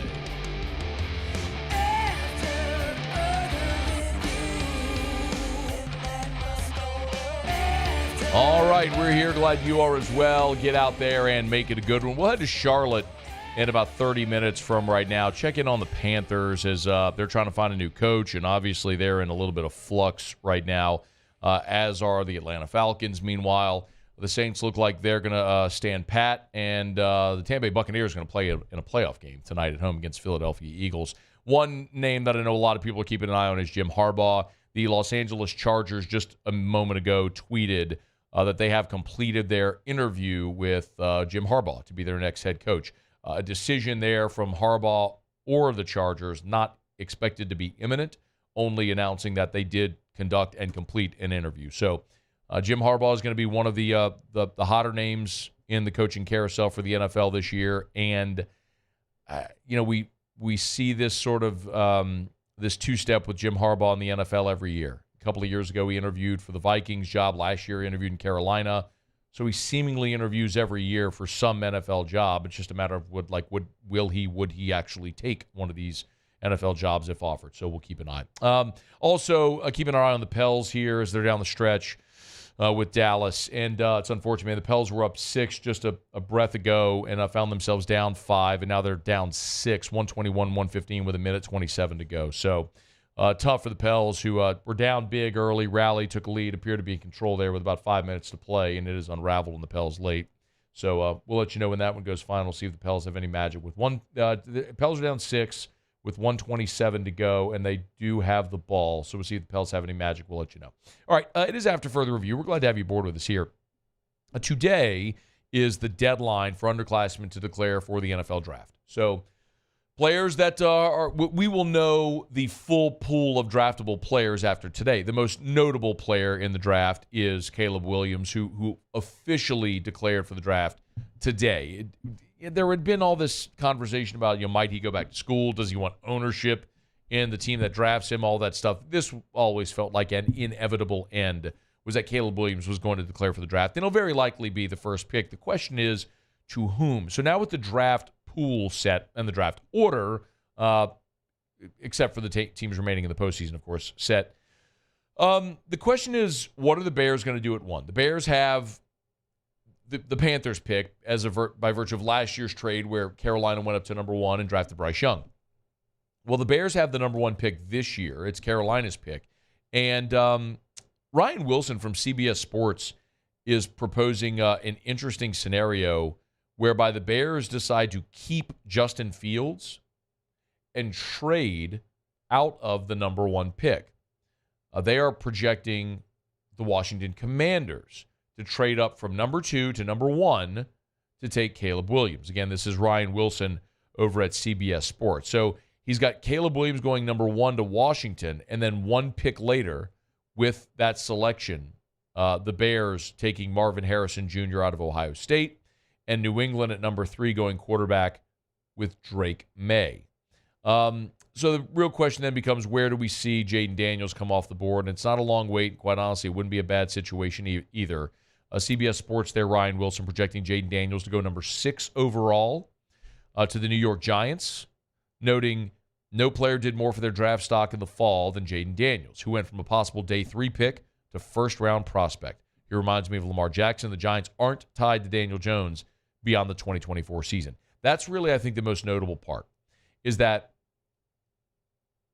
if, in fact, Daniel Jones, if the Giants, hypothetically, under this scenario, draft Jaden Daniels, and you still have Daniel Jones under contract for another season, it kind of gives Jaden a redshirt year. And the best example of it is Patrick Mahomes, y'all. Mahomes, of course, went to Kansas City when they had Alex Smith. He sat that first year, got to watch, and then took over as the starter. And I think that can be immeasurable, an immeasurable benefit for a lot of quarterbacks to have the opportunity to just sit and watch for a season. So that would be an ideal scenario for Jaden to go back to the place where, of course, he won the Heisman Trophy. 2 other first-rounders from LSU, and you know who they are. The only question is where. Ryan Wilson at CBS has Malik Neighbors going number 10 to the New York Jets. Of course, the Jets need a lot of help, and maybe it's a lineman to protect Aaron Rodgers, but what about a receiver there to add another target for Rodgers to throw to, along with Garrett Wilson? You'd have a pretty dynamic tandem there with Wilson and Malik Neighbors if it played that way. And then it wouldn't be too much longer that Brian Thomas would have to wait, according to the CBS Sports mock draft, going 15 overall to the Indianapolis Colts. That would be a huge weapon for Anthony Richardson coming back off of injury. And mostly, I think you just feel great about Brian Thomas because, all of these LSU guys made the most of this season. And it's very clear because they all did exceptionally well within this offense. They all increased their draft stock, and they're all going to become just immensely wealthy here in the next couple of months. So congrats to Brian Thomas as well, as it appears he has solidified himself firmly as a first-round draft pick. It's really just a question of how high in this very deep, talented receiver class where you have Marvin Harrison and you have guys like Malik Neighbors and Rome Odunze. In this mock draft, they got Brian Thomas as the 4th highest selected receiver, ahead of Keon Coleman, Adonai Mitchell from Texas. So I'm trying to see if there's any more receivers that he has going around one. That might be it, but still, yeah, that's it as far as the receivers. But that's still, tremendous for Brian Thomas if he finds his way in the top half of round 1. I was also interested in what, obviously, the projections are for the Saints in any mock draft. And, the Saints are super conflicting because what I want to say is, when you're a bad team, you have a lot of needs. But the thing for the Saints is they were 9-8. So you finished above 500. You won 4 of your last 5. It's fair to say, well, how bad are you? But then you provide context and you realize, well, you had one of the lowest rated quarterbacks in the NFL this year. You had the easiest strength of schedule in the NFL. And on top of that, you got to face a whole bunch of backup quarterbacks. Like, you didn't face Kirk Cousins. You didn't face Justin Fields. You didn't face Anthony Richardson. You didn't face Daniel Jones. You got to face a whole bunch of backups this year. And still, you could only muster 9-8, and that's because you had to win 4 of your last 5 to get to that point. So, the Saints have a lot of needs. Yes, you need help on your interior run defense. It's fair to look at linebacker and say Demario Davis is 35 years old, although he was All-Pro again this year. How much longer is he going to play? What is Marshawn Lattimore's future? If the Saints do try to move him, do they try to draft a cornerback? They could certainly use help at safety with Tyrann Mathieu aging. On the offensive side, needs abound. You know I am very much in favor of the Saints drafting a quarterback. You could absolutely use receiver help, depending on what's going to happen with Michael Thomas and his future. You brought in Foster Moreau at tight end, but you could use a tight end if there's a player like Brock Bowers available. And the biggest need might actually be on the offensive line for the New Orleans Saints. And I know the idea of drafting another lineman in round 1 isn't appealing after you just used a first-round pick on Trevor Penning and pretty clearly whiffed. But there's a real chance that Ryan Ramczyk could be calling it a career. And even if he does play, how effective can he be? Andrews Pete took a pay cut just to be back in New Orleans this year. He's probably done. Are you really committed to James Hurst as your left tackle? That's unlikely. And then, as we just mentioned, Trevor Penning appears to be a total bust. So you are in desperate need of offensive line help. And whether you get it in the draft, free agency, or both, that is a spot where there is no discussion. Like, you have got to add offensive linemen. But that's not the direction that this mock draft has the Saints going, because Brock Bowers is sitting there at 14 in this mock draft. And Ryan Wilson at CBS Sports has the Saints taking the tight end out of Georgia, number 14 overall. The quick write-up, the Saints could go wide receiver here too, but Brock Bowers feels like stealing at number 14. I'll repeat what I wrote back on December 4th in my last mock draft. In the last 20 years, 19 tight ends have gone in the first round. 5 of those were selected in the top 10. Eric Ebron, TJ Hawkinson, Kellen Winslow, Vernon Davis, Kyle Pitts.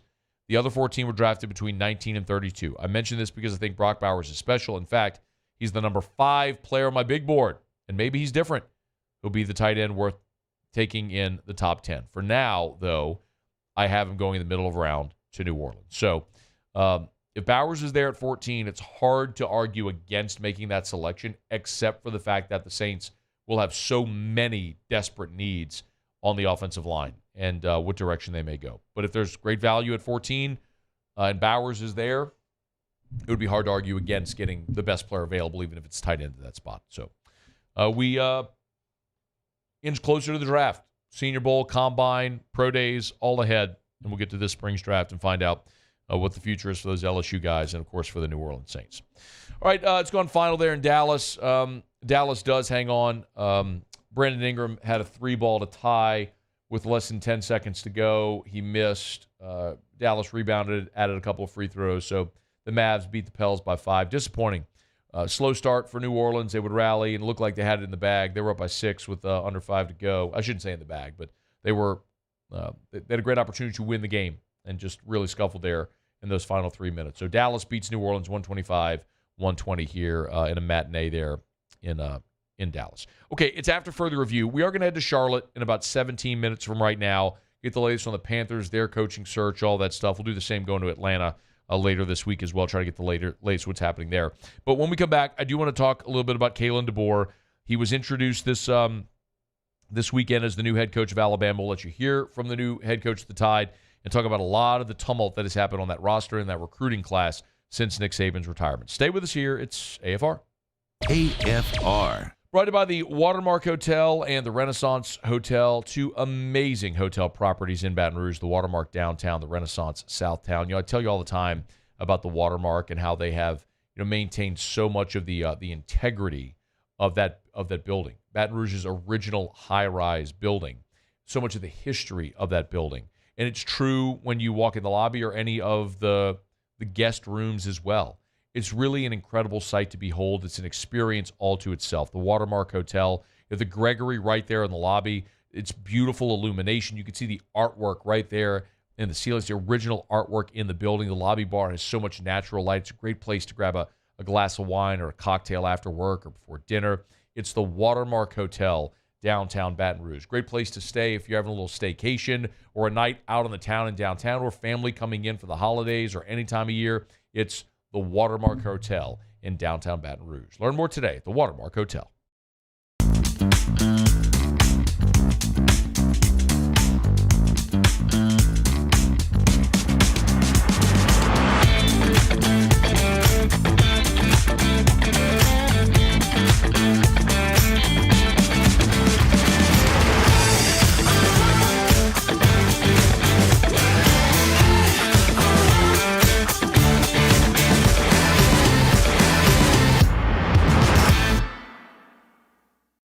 Yo, Jake here from my friends over at Community Steel Company located in Gonzales, Louisiana. The local place you can turn to for all of your metal building needs. Notice I said local, not Houston, not Dallas, not Atlanta, but right here in Gonzales. Visit them at their brand new state-of-the-art website at communitysteelco.com or pick up the phone and give them a call today to answer all of your questions on your metal buildings, roofing and sheet metal, and any other steel needs you or your business need at 225-647-2020. Bayou Chrysler Dodge Jeep Ram has $20,000 off new 23 Ram 1500 Black Widow trucks, $20,000 off new Ram 1500 trucks, and all new Bayou Automotive vehicles come with a 1 million mile warranty. The crew at Bayou Automotive is going to do right by you. The Windsor Senior Living Community in Mandeville, Louisiana is a beautiful, vibrant apartment community geared toward seniors. They are nestled right in the heart of Mandeville, where seniors live a more carefree lifestyle in spacious apartments with the peace of mind that comes from having a little extra help. Call the Windsor at 985-624-8040 to schedule a lunch and tour. Come see how the Windsor can be your passport to peace of mind. I've been doing business with Luba for 25 years. They're dependable, trustworthy. It's just the attention to detail with our clients. Our folks have years and years of experience. They're highly trained professionals, but many companies have that asset. What I'd like to think makes Luba a bit different is that we use those talents in a way that truly is dedicated to serving the needs of the folks who depend on us. Dylan Cruz here to tell you about Six Rings Baseball and Softball Camp. If you live on the North Shore and play ball, go to Six Rings Camps with former LSU assistant coach Dan Canaveri. His knowledge is second to none, and your child will improve and have fun doing it. Camps were held at Coquille Park and Six Rings Academy in Covington with 4 sessions over the summer. Full day and morning only sessions are available from ages 7 to 13. Go to sixringsbaseball.com or call 985-206-9096. Learn the game to love the game.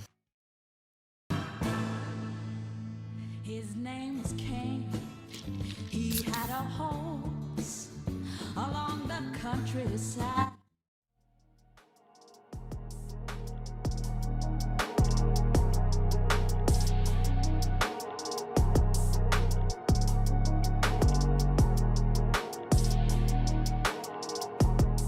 After further review with Matt Moscona, presented by Relief Windows. Windows, doors, siding. Call 288-8138 or visit reliefwindows.com.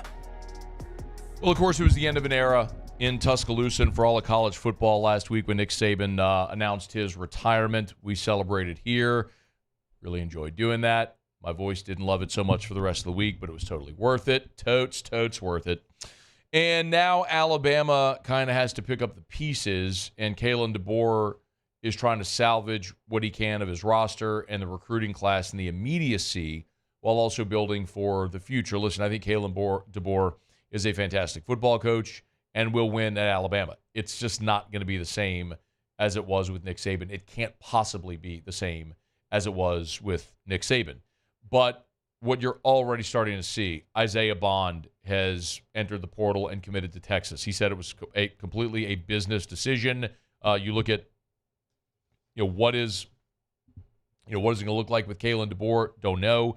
Meanwhile, he was recruited by Steve Sarkisian at Texas, and Texas lost its top 3 wide receivers from this year and its top 5 pass catchers when you include backs and tight ends as well. So huge opportunity for Isaiah Bond. He's gone.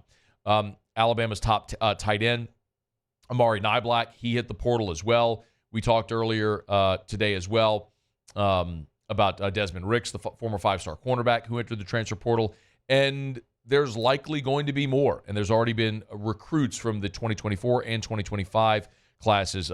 Jamie French Jr., the number 13 overall player for 2025, has decommitted from Alabama. Five-star receiver Ryan Williams from 2024 has decommitted from Alabama. That's just natural. That's not – yes, those guys are leaving because of Saban's retirement.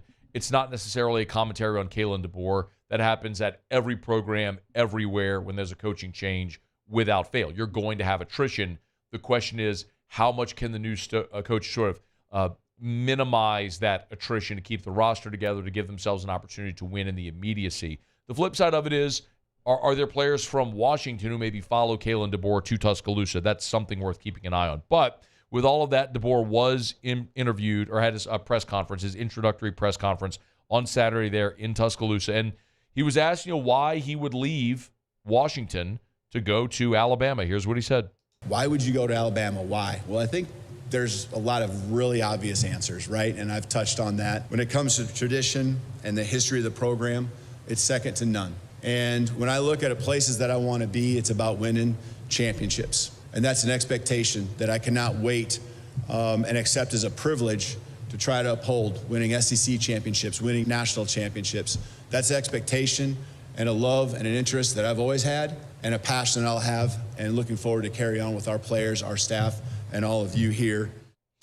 Now, of course, he took the Alabama job, I think, for very obvious reasons, but that doesn't mean leaving Washington was easy. And this often happens with coaches when they're asked about other jobs, and we talk about it all the time. We joke. There's like the denial, the non-denial, and the non-denial denial. There's three different ways that coaches can answer questions about other jobs. But I genuinely believe Kalen DeBoer had no interest in leaving the University of Washington. But there's a big difference between having your agent pursuing other jobs and then having an opportunity come to you. I said the same thing when Brian Kelly left Notre Dame. I don't think Brian Kelly was trying to leave Notre Dame. He was there for more than a decade. He's the winningest coach in the history of that program. I think he would have been quite content to stay there for the rest of his career. But then LSU came and offered him $100 million and an opportunity to win a national championship. And you're stupid if you don't listen. Of course you listen. So Kalen DeBoer naturally got emotional talking about what he left there in Seattle. It's a special place to me. It really is. And this was one of the few places, maybe the only place, that I would have ever left to come coach at. Because I understand what Alabama football is all about. And those guys that I sat in front of a room yesterday, I know what they're going through because I saw the same thing less than 24 hours ago. And I just want to tell everyone, because I know they're watching, I just want to tell you guys I love you. I will miss you. And, I want nothing but the best for everyone back there. And the journey of the last 2 years have been special. Now, there is one gigantic crimson elephant in the room, and that's Nick Saban and his legacy. So Alabama said Nick Saban will have an office in the stadium. What role will he continue to play? Don't know. But Kalen DeBoer addressed Nick Saban and his role in access and all that stuff. He's the best in the business to ever do it, and 100% access, to everything. I would be a fool if that wasn't the case. I would be a fool. And I'm going to ask him that he shows up and make sure he gives me at least one thing every day. I'm sure he's going to have 10. I'm going to be good with that. But at least one thing that he sees that we can get better at. It's an incredible resource, and different places have handled that differently. LSU saw a piece of that back whenever Skip Bertman. It's the closest thing we could relate, right? Skip wins 5 titles in 10 years, then he coaches the 0-1 season. Smoke was sort of remember, Smoke was with the team in 0-1, sort of as a shadow in that transition year, then took over in 0-2. But Skip moved into the athletic director role, was still very much present every day. And, for Paul Maneri and Jay Johnson, they have very warmly embraced Skip Ertman's presence and his knowledge and his information and the access to the program. They want, Paul wanted Skip around. Jay Johnson has talked about like how much he cherishes the opportunities. And maybe Kalen DeBoer is the same way, and maybe Nick handles that well, but I think that's less about the new coach and more about the outgoing coach and how they manage that. So some coaches want to still have their fingerprints on everything, and some are content to, only speak when spoken to, when called upon, sort of thing. So I think that's more about what does Nick Saban want his role to be than it is how much access does Kalen DeBoer want Nick Saban to have. And I think that will be the more interesting to follow with respect to that conversation as it goes. A couple of more. Speaking of, recruiting, I mean, that's one of the things we mentioned as several very prominent members of the 2024 and 2025 classes at Alabama have already decommitted. And again, I don't think that that's a commentary on Kalen DeBoer. I think it's just a commentary that Nick Saban isn't there anymore, and a lot of guys wanted to go play for Nick Saban. But here was Kalen DeBoer talking about recruiting. And I can go on and on about how we will recruit. I understand it's the lifeblood of our program, and we can have great coaches, but the guys on the field are the ones that make the plays. And a relentless attitude, starting with first and foremost myself, and then leading to our staff. It's what it's going to take to be the best of the best here with tough competition here in the SEC. I will be so fascinated to watch this, as will all of college football, because my goodness, you want to talk about the most impossible job ever. Replace the greatest to ever do it in that industry, coaching or whatever it may be. But man, oh man, Kalen DeBoer may be a great coach. He may win a ton at Alabama. He may win a national championship at Alabama. But it's just not possible that he replicate what Nick Saban did at Alabama. So I think it is going to be fascinating to see how his time there is viewed and what levels of success he's able to achieve. Okay. It's after further review. Let me knock out a quick break. When we come back, we're going to head up to Charlotte. Not only is there a coaching change at Alabama, but you look closer to home with the New Orleans Saints. We're keeping an eye on the NFC South, where Carolina's looking for a new coach, Atlanta's looking for a new coach, and Tampa here in a few hours is going to play in a wild card game there at Raymond James Stadium. So when we come back, we'll head up to Charlotte. We'll visit with our buddy Mark Yarbrough to get the latest there on what's going on in Charlotte with Bryce Young, his development, new coach, all that stuff. We're brought to you by Hudco Roofing and HudcoRoofing.com. I tell you every day, do business with someone you know. A couple of things. Number one, no matter where you are in Louisiana listening to me right now, Hudco will come to you. Go to the website, HudcoRoofing.com, HudcoRoofing.com. Look at the top of the page. You'll see an area code, a phone number with area code for every area code in the state. So it doesn't matter if you're listening to us in Lafayette or Lake Charles, New Orleans, up in the 318. We got you covered. Hudco Roofing and HudcoRoofing.com. And remember, yes, residential, smallest repair, largest roof replacement, we do it. But Hudco has an entire commercial roofing division as well. If it's TPO, I tell you all the time about our silicone coating product that we use. If your commercial building, maybe a metal building, the roof is looking rough, maybe there's a better option than replacing that roof. Our silicone coating product it's roughly half the cost of a roof replacement. It comes with a 20-year warranty. Be done thinking about your roof for 20 years. We can make it happen at Hudco Roofing. Do business with someone you know. Hudco Roofing and HudcoRoofing.com. All right, y'all. It's after further review. Pels lose today.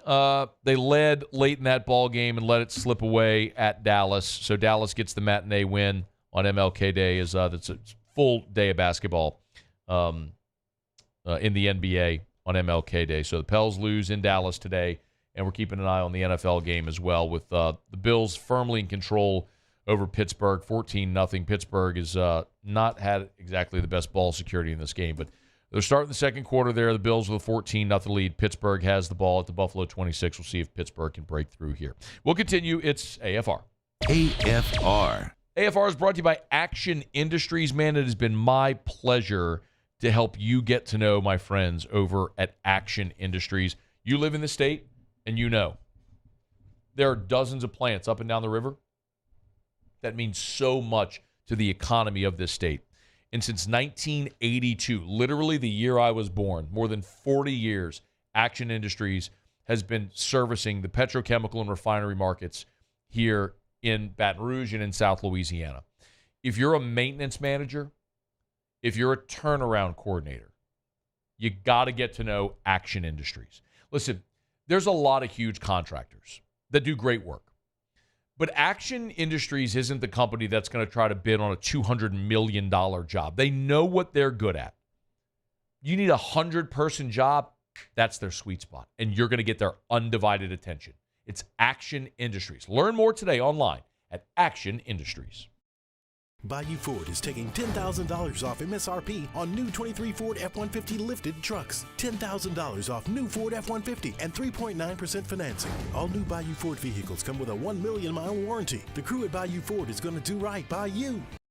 Follow us on Twitter at 1045ESPN to cast your vote in the Citizens Bank and Trust Poll of the Day. Vote daily inside Off the Bench, live at lunch on Palmer. And after further review, Citizens Bank and Trust brings you the Poll of the Day via Twitter at 1045ESPN.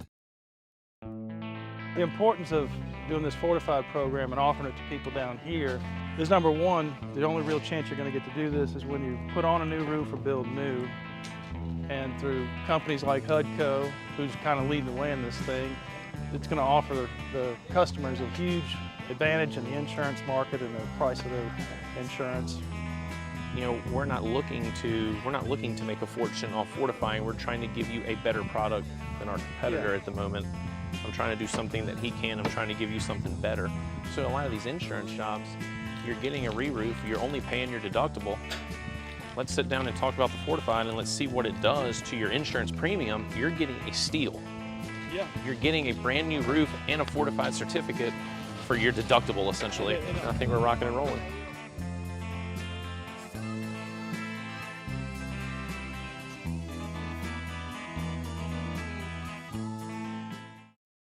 Yo, Jake here from my friends over at Community Steel Company located in Gonzales, Louisiana.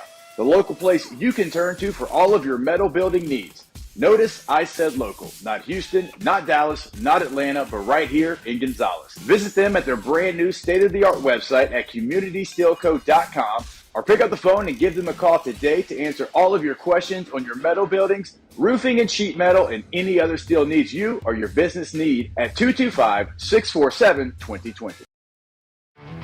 There it is, the extra mile. On the border of expected and extraordinary for those willing to go further, like vans customized for work or play, with safety and tech to keep you connected, supported by a 5-star sales, service, and finance team, and backed by the 1-star you know. So go the extra mile. It's never crowded because so few have what it takes to go there. Mercedes-Benz Vans. Breck teamed up to reimagine your parks, and you imagined big. With your help, we went to work, creating 12 beautiful community parks across the parish. A family-sized water park, miles and miles of trails, and parks just for your dogs. There are more places to splash, to explore, to run wild, and even soar. You imagined, we delivered.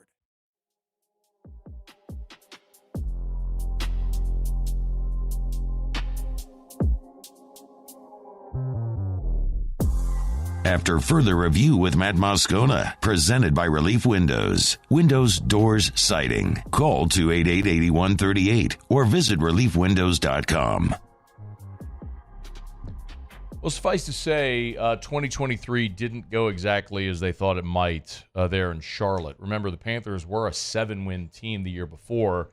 They traded up to get their franchise quarterback. You had a new offensive-minded head coach coming in. There was reason for optimism. And boy, did that turn sour. For the second consecutive year, Panthers are in the market for a new head coach. I think it's fair to say there's questions about Bryce Young and his future and what may go down there with the Panthers. Let's head up to Charlotte. Mark Yarbrough, 7:30 The Game. Good enough to join us for a couple of minutes here. Mark, we appreciate it, man. Happy New Year. How are you?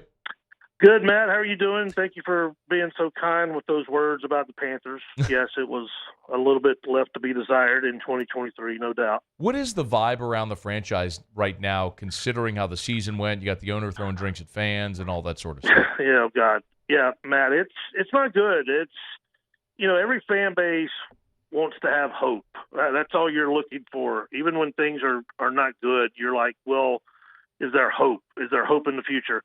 And, normally if you have a year like the Panthers had, you could say, okay, yeah, this year sucked, but we've got a high first-round pick.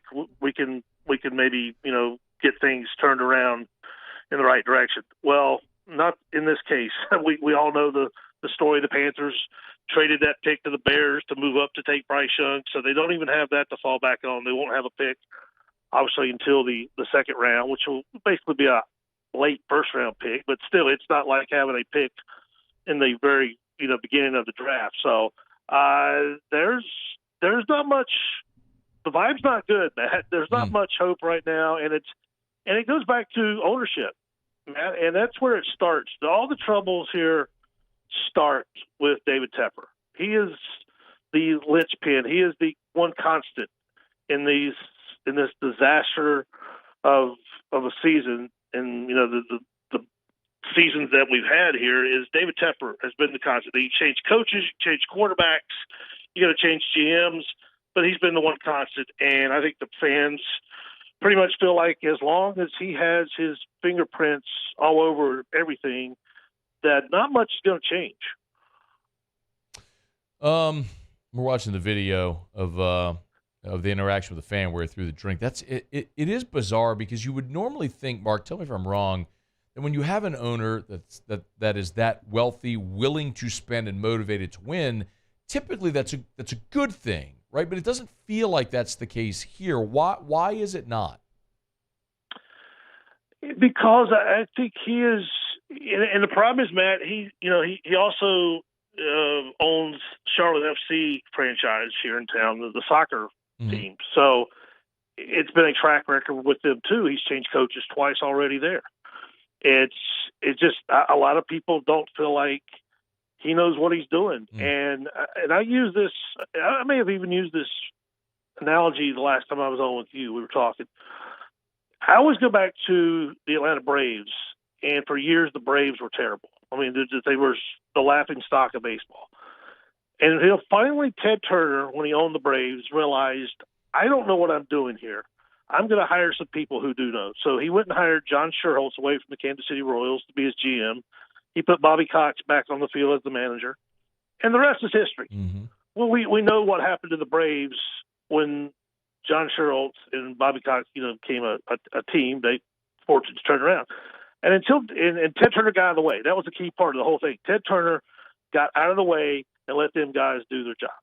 And I think David Tepper has got to learn that. He hasn't learned that yet. And yeah, it's great to have an owner that's passionate and willing to spend money.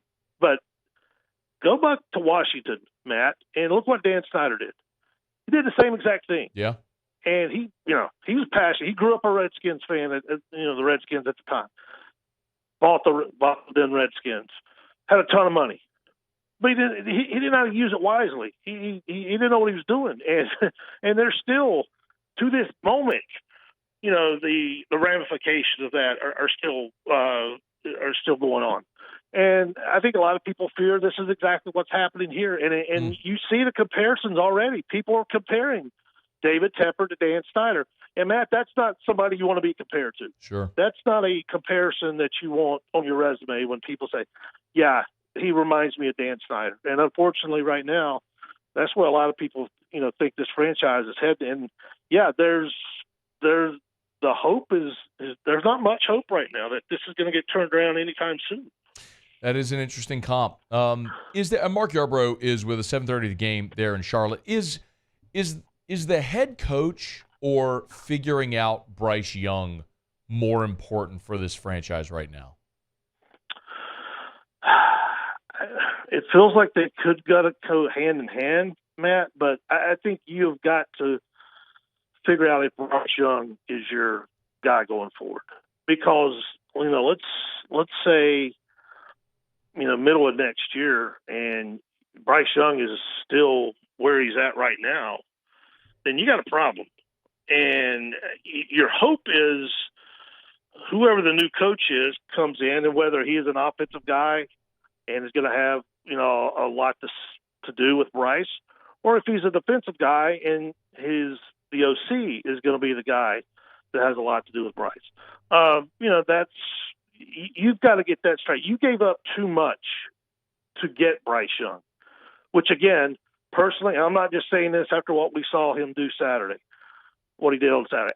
C.J. Stroud would have been my pick. I wanted C.J. Stroud. Bobby Brzezinski, who I work with on the show, wanted C.J. Stroud. David Tepper wanted Bryce Young, and that's why Bryce Young is here in Charlotte. It's Frank Reich. I stand by this. I don't believe he wanted Bryce Young. I believe he wanted C.J. Stroud. But in the end, we know who's going to win that decision is going to go with David Tepper. David Tepper wanted Bryce Young.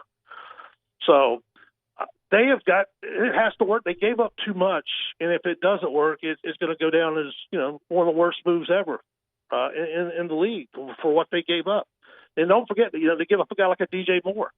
When you look at what Bryce Young didn't have to work with at receiver this year, and I all along felt like maybe Brian Burns should have been the one that got dealt, not DJ Moore, but they went with DJ Moore. They gave up the picks, and obviously so far it has not worked out well. Who are the head coaching targets? I know last year they interviewed Jim Harbaugh last year. Is he in play? Who appears to be in play most commonly that you all talk about there in Charlotte?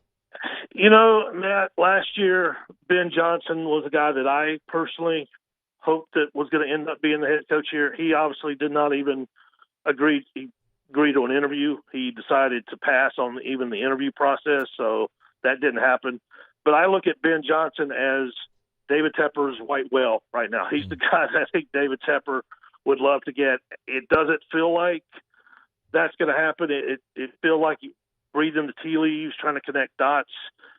Sure feels like a lot of people think Ben Johnson's going to end up in Washington. So, that may not even be a chance of happening again this year. I don't think Harbaugh is in play here. I know he interviewed with the Chargers today. I really don't think that David Tepper is going to be able to get one of those guys, a Harbaugh, a Belichick, even a Mike Vrabel. I don't know if he would be able to land because I just think people are reluctant to work with David Tepper.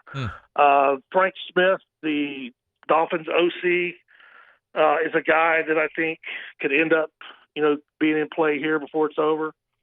Obviously, they've already interviewed some other candidates, a couple that are already on the. Obviously, Chris Tabor, who was the interim coach, did interview last week. Everett, the DC, also interviewed. But I think right now, if I had to put who I think David Tepper would love, I think Ben Johnson's still that guy. Excuse me. I just don't know if he's going to be able to land him again. It is going to be an interesting offseason for the second consecutive year there in Charlotte. He's Mark Yarbrough, 7:30 The Game there, ESPN Charlotte. We appreciate it, Mark. Thanks so much for the time, man. Matt, you got it, buddy. Take care. That's our pleasure. Mark Yarbrough, it's after further review. I want to react to that real quickly. I want to remind you about Traction, tractionsports.com, tractionsports.com. Traction, like so many places, there will be closing today due to inclement weather. So much with the threat of rain and ice. We'll keep an eye on a lot of the closures around. But I want to remind you, if your son or daughter is interested in playing in the spring leagues, the spring volleyball or spring baseball, spring softball or spring baseball leagues, tractionsports.com to register, tractionsports.com. And the reason you might think, Matt, it's January. Why are we talking about spring leagues? Because the preseason practices begin in just a couple of weeks. So you go to tractionsports.com, you'll see the spring softball and spring baseball leagues. Registration is open, and preseason practice for softball begins the week of January 29th. So you're 2 weeks out from the start of preseason practice. So go to tractionsports.com, tractionsports.com. If your son or daughter is interested in playing spring baseball or spring softball in the leagues over at Traction, get them registered now because practice begins in 2 weeks. Traction. TractionSports.com. Traction, where champions are made. I'm not going to shed a tear for the Panthers. Of course, I want them to stink. But it's when I look at David Tepper, I look at an owner where there's two ways, two different directions that a franchise can go when an owner takes that tact.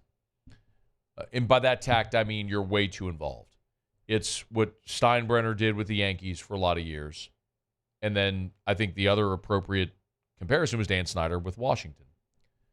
And maybe it's not what and what because you're talking about different sports and there's no salary cap in baseball.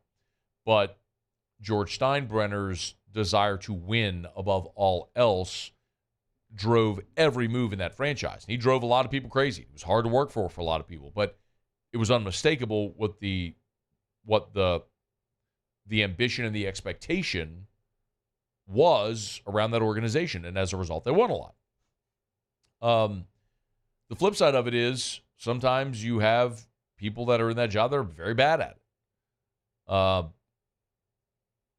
Dan Snyder is an example of it, and you're probably seeing the same thing there with David Tepper. It's great for the Saints because, I mean, think if you were in the AFC East for the last 20 years. I mean, like, Belichick and Brady ruled that division, but look at the division. I mean, you had the Jets in that division for 20 years. I mean, the Dolphins stunk. The Bills were awful forever. I mean, they're good now, but yeah, I mean, I want to be in a division where the teams in my division stink. I want 6 games on my schedule every year that should give me an advantage. I want a clearer path to the postseason.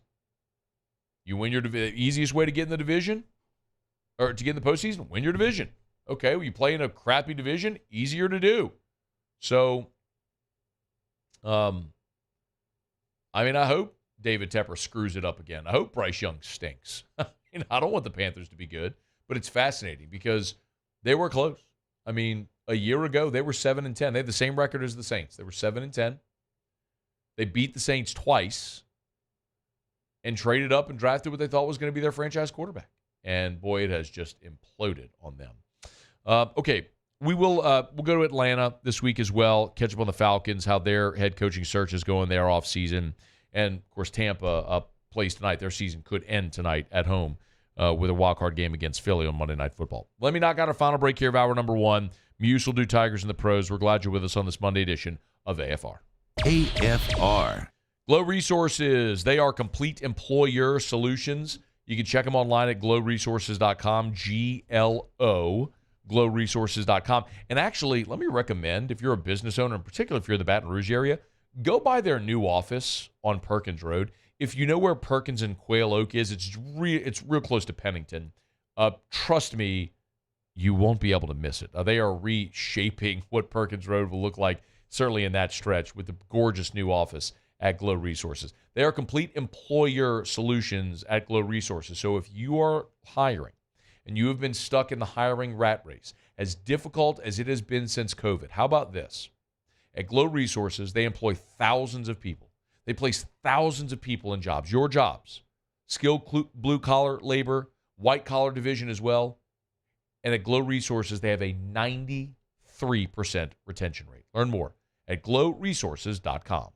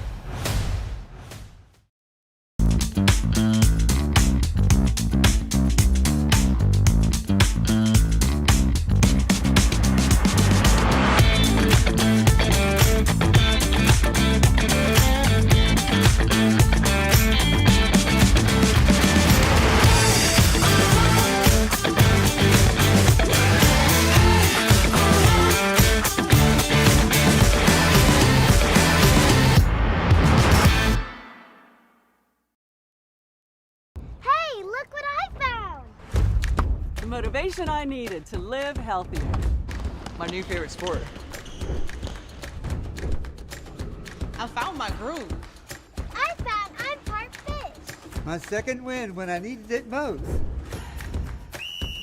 I found more than a gym. The affordable childcare this mom needed.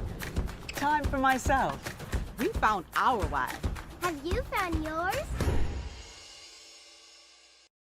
Hey, it's Matt Moscona. For years, you've heard me tell you about Insurance Network of Louisiana, helping you find better coverage for less money. But it's not just for your home and auto. They also offer commercial property. So, retail stores, professional offices like doctors, dentists, attorneys, clothing boutiques. Insurance Network of Louisiana can find you better coverage for less money. They service the entire state of Louisiana, and they're local. So call today at 293-0450 or lainsurance.net.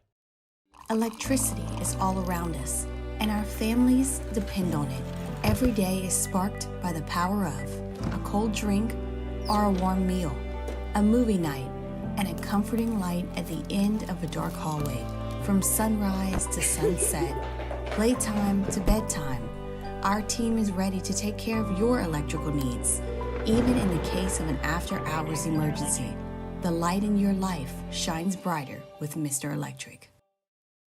Bayou Chrysler Dodge Jeep Ram has $20,000 off new 23 Ram 1500 Black Widow trucks, $20,000 off new Ram 1500 trucks, and all new Bayou Automotive vehicles come with a 1 million mile warranty. The crew at Bayou Automotive is going to do right by you.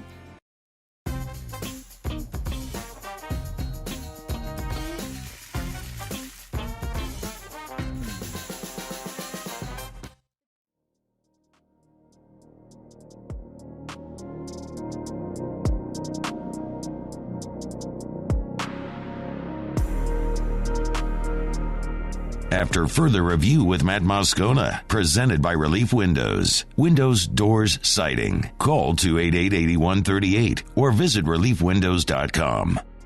All right, wrapping up hour number 2, life for Pittsburgh. They block a field goal attempt and recover it all the way back at the Buffalo 33. So Bills leading 21-0 over the Steelers, but Steelers going to do anything. They got to cash in here. We'll keep you posted. Musso, Tigers in the pros. Tigers in the pros. They still bleed purple and gold. They're just really rich now. All right, let's get you caught up on Super Wildcard Weekend and a little bit of the NBA. We'll start with the NFL. Take them kind of in order. Derek Stingley Jr., a couple tackles, one of those for a loss and a pass defense in the Texans win. He continues his hot play down the stretch, and he's on to the next round of the playoffs with Houston. Big star in the Dolphins-Chiefs game was actually on the losing side. That was Duke Riley. Led Miami in tackles with 10 of them and got a hit on Patrick Mahomes.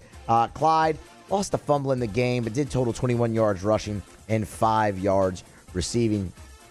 In Dallas, Damone Clark, the star of that one, 8 tackles, tied him for the team lead. One of those came for a loss, but his season ended along with the Cowboys. NBA action.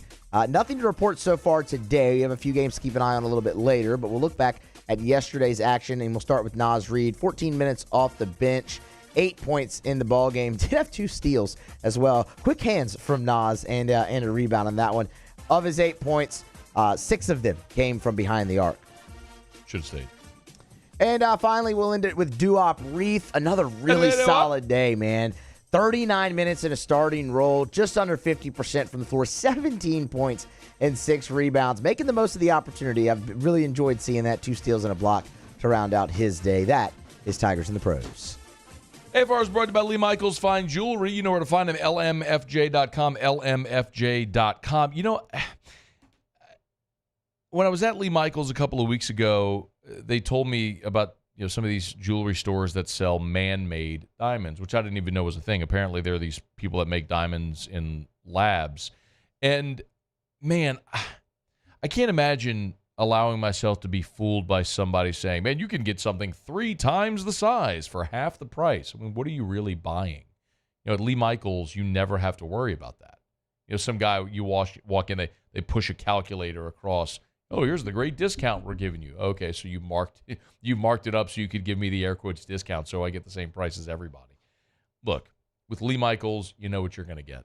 They've been in business for more than 4 decades. They've got 10 stores. They only buy the finest diamonds in the world from mines in India. Scott goes overseas for a buying trip every year. Every diamond before it goes in the case at Lee Michaels is hand inspected by a family member. It's Lee Michaels Fine Jewelry. You get the Lee Michaels experience. You walk in, they offer you a beverage. You get chocolates on a tray. It's an important decision. It's a big decision. It's a special thing you're buying. The experience should be special as well.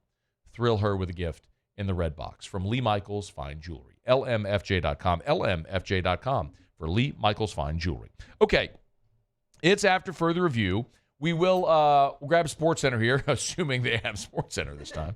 Last hour, they ran the SportsCenter bed, but nobody spoke. It was just 90 seconds of a SportsCenter bed. That's a great tease. Will there be SportsCenter? Find out next. AFR. As we put a button on hour number 2, I'll remind you about the aesthetic medicine and anti-aging clinics of Louisiana. Baton Rouge, Lafayette, and online at theantiagingclinics.com. So how's your New Year's resolution going? Was your New Year's resolution to drop some LBs, get in shape? If you're struggling already, they can help at the aesthetic medicine and anti-aging clinics of Louisiana. Semaglutide, you've heard about it. They got it over at the aesthetic medicine and anti-aging clinics of Louisiana. Go by for a consultation with Dr. Todd Howell. Let you know if that's a good option for you. Hormone replacement therapy. You want to feel like your younger self every single day. Wake up and have more energy, vitality throughout the day, mental clarity. You want to be able to build muscle and lose fat. It might be hormone replacement therapy that you're missing. Learn more. TheAntiAgingClinics.com. Baton Rouge, Blue Bonnet, right there near Perkins, and Ambassador Caffrey in Lafayette, and always online at TheAntiAgingClinics.com. Again, online at TheAntiAgingClinics.com. There it is, the extra mile, on the border of expected and extraordinary, for those willing to go further, like vans customized for work or play, with safety and tech to keep you connected. Supported by a 5-star sales, service, and finance team. And backed by the 1-star you know. So go the extra mile. It's never crowded because so few have what it takes to go there. Mercedes-Benz Vans. Yo, Jake here from my friends over at Community Steel Company located in Gonzales, Louisiana. The local place you can turn to for all of your metal building needs. Notice I said local, not Houston, not Dallas, not Atlanta, but right here in Gonzales. Visit them at their brand new state-of-the-art website at communitysteelco.com or pick up the phone and give them a call today to answer all of your questions on your metal buildings, roofing and sheet metal, and any other steel needs you or your business need at 225-647-2020. It was a humid day, barefoot children play, looking for that summer shade. Time just slips away. Oh, Louisiana, some kind of hold on me. Like cypress stumps, your roots are planted deep inside of me. I've been doing business with Luba for 25 years. They're dependable, trustworthy. It's just the attention to detail with our clients. Our folks have years and years of experience. They're highly trained professionals, but many companies have that asset. What I'd like to think makes Luba a bit different is that we use those talents in a way that truly is dedicated to serving the needs of the folks who depend on us. Dylan Cruz here to tell you about Six Rings Baseball and Softball Camp. If you live on the North Shore and play ball, go to Six Rings Camps with former LSU assistant coach Dan Canaveri. His knowledge is second to none, and your child will improve and have fun doing it. Camps were held at Coquille Park and Six Rings Academy in Covington with 4 sessions over the summer. Full day and morning only sessions are available from ages 7 to 13. Go to sixringsbaseball.com or call 985-206-9096. Learn the game to love the game. Breck teamed up to reimagine your parks, and you imagined big. With your help, we went to work, creating 12 beautiful community parks across the parish. A family-sized water park, miles and miles of trails, and parks just for your dogs. There are more places to splash, to explore, to run wild, and even soar. You imagined, we delivered. Gold. Brack, your #1 park system in the nation.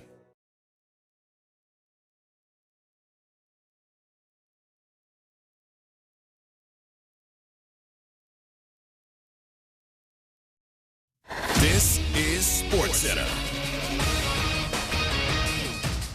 I'm Christine Lisi. NFL Wildcard Weekend wrapping up with 2 games today. Bills quarterback Josh Allen's hit both his tight ends for touchdowns, Dawson Knox, Dalton Kincaid. Allen's run for a 52-yard score as well. Pittsburgh, after a blocked field goal, has just gotten on the board, trails at Buffalo 21-7 second quarter. Coming up later, Eagles-Buccaneers Monday Night Football, 8 Eastern, ABC and ESPN.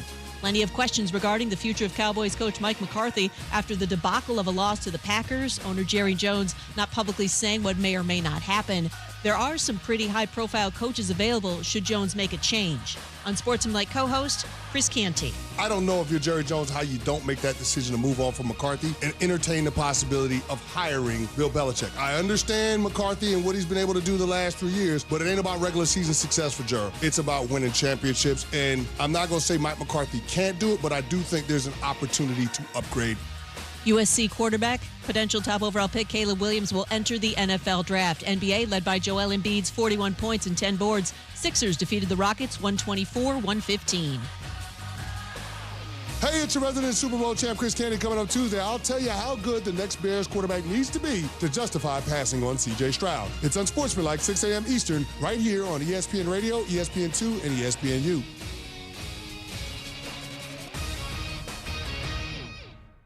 Matt Moscona. I'm very important. After further review. Say it one more time. After further review with Matt Moscona. And here we go. Live from the Mercedes-Benz of Baton Rouge Studios. Let's ride.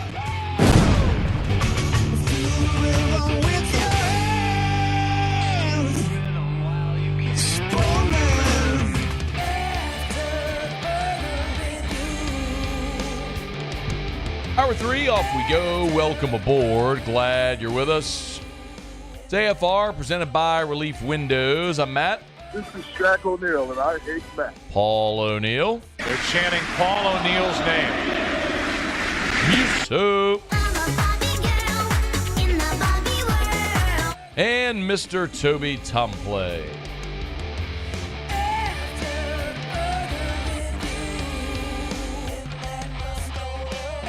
All right, we're here. Glad you are as well. 5 o'clock quitting time. Glad you're driving home with us. For a lot of us, think you maybe had the day off, but we're glad to be here and glad you're hanging out. If you're watching live there on YouTube, do us a solid. Smash the like button. Subscribe up to the Watch 104.5 ESPN YouTube channel. Of course, we appreciate all of our great affiliates from WBTR Television, KLRZ in New Orleans, Alexandria's 94.7, ESPN, on Senlaw Broadcasting, and, of course, our friends there at Delta Media, Lafayette, Lake Charles. Thrilled to be all over the state of Louisiana here on this Martin Luther King Jr. Day, hanging out with you, talking a little sprats after a good weekend. The Steelers did cash in, so it's 21-7 Buffalo with about 23 seconds before half clock moving. Bills raced out to an early lead.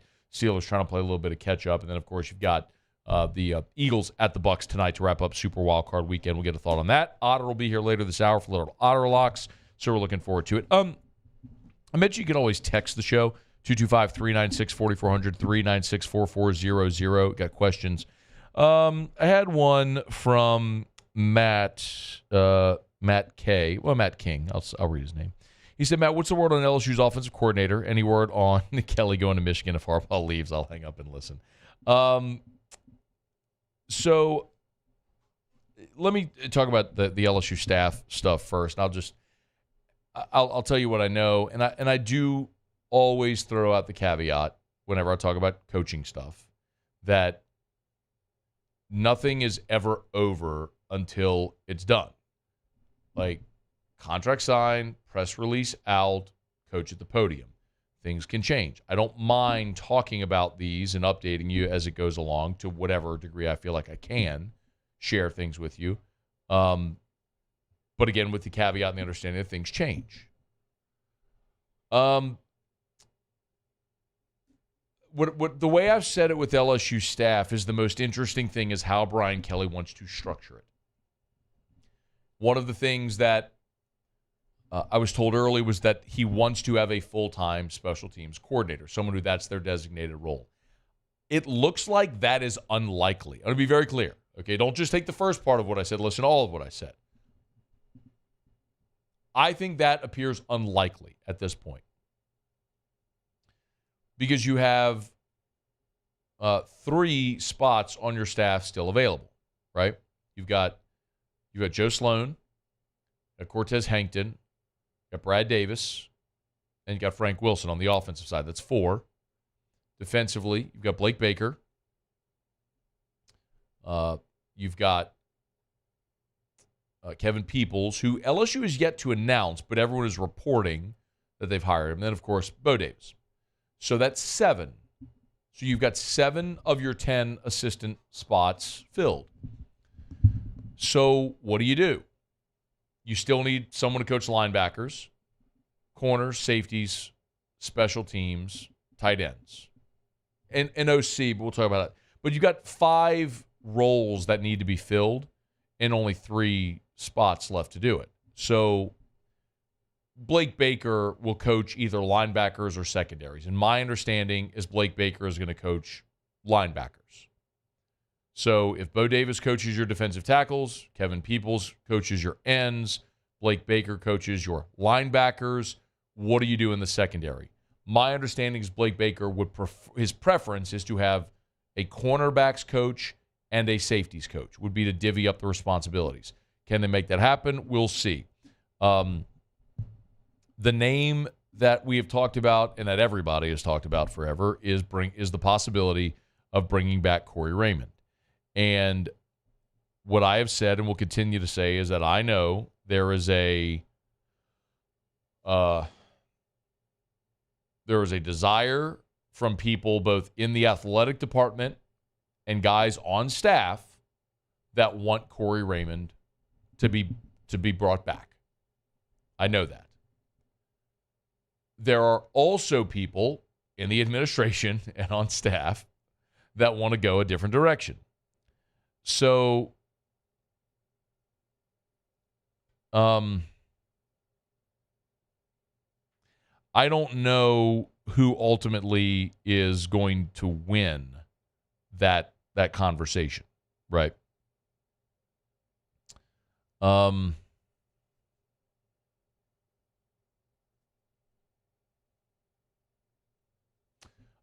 don't know who I was looking at a text. I don't know who ultimately is going to have who makes the call. Does Brian Kelly make the call? Does he have that decision dictated to him from the administration? Does Brian Kelly tell Blake Baker, it's your defense, you pick? I don't know. So I'll wait and see, and what decision they ultimately go. I know there's people that want Corey Raymond to get that job, and there's people that want it to go a different direction, and so we'll see ultimately what happens. As far as the offensive coordinator, it seems like now it's trending toward, I think we talked about this last week as well, and I haven't heard anything to the contrary, only further things affirming this, that the approach they took in the bowl game is what they'll do next year. They'll have Joe Sloan and Cortez Hankton in sort of a co-OC role with Sloan calling plays. I think that's the most likely scenario now. Again, caveat, it can always change. I mean, the best offensive coordinator in the world could come open tomorrow and want to join staff. But it feels like now that that's your approach, you would keep a lot of continuity. Obviously, Sloan worked with your quarterbacks, or has worked with your quarterbacks. Sloan recruited Bryce Underwood, so he's worked with Nussmeier. You would keep some continuity there with Nussmeier going into his first year as a starter, but his 4th year with the program. That would all make sense. So that would leave offensively the tight ends coach, because remember, you had Mike Denbrock as your OC who also coached tight ends. Well, now Sloan is your quarterback's coach. You don't have anybody to coach tight ends. So the name that I have heard most commonly for the tight ends coach is Slade Nagel.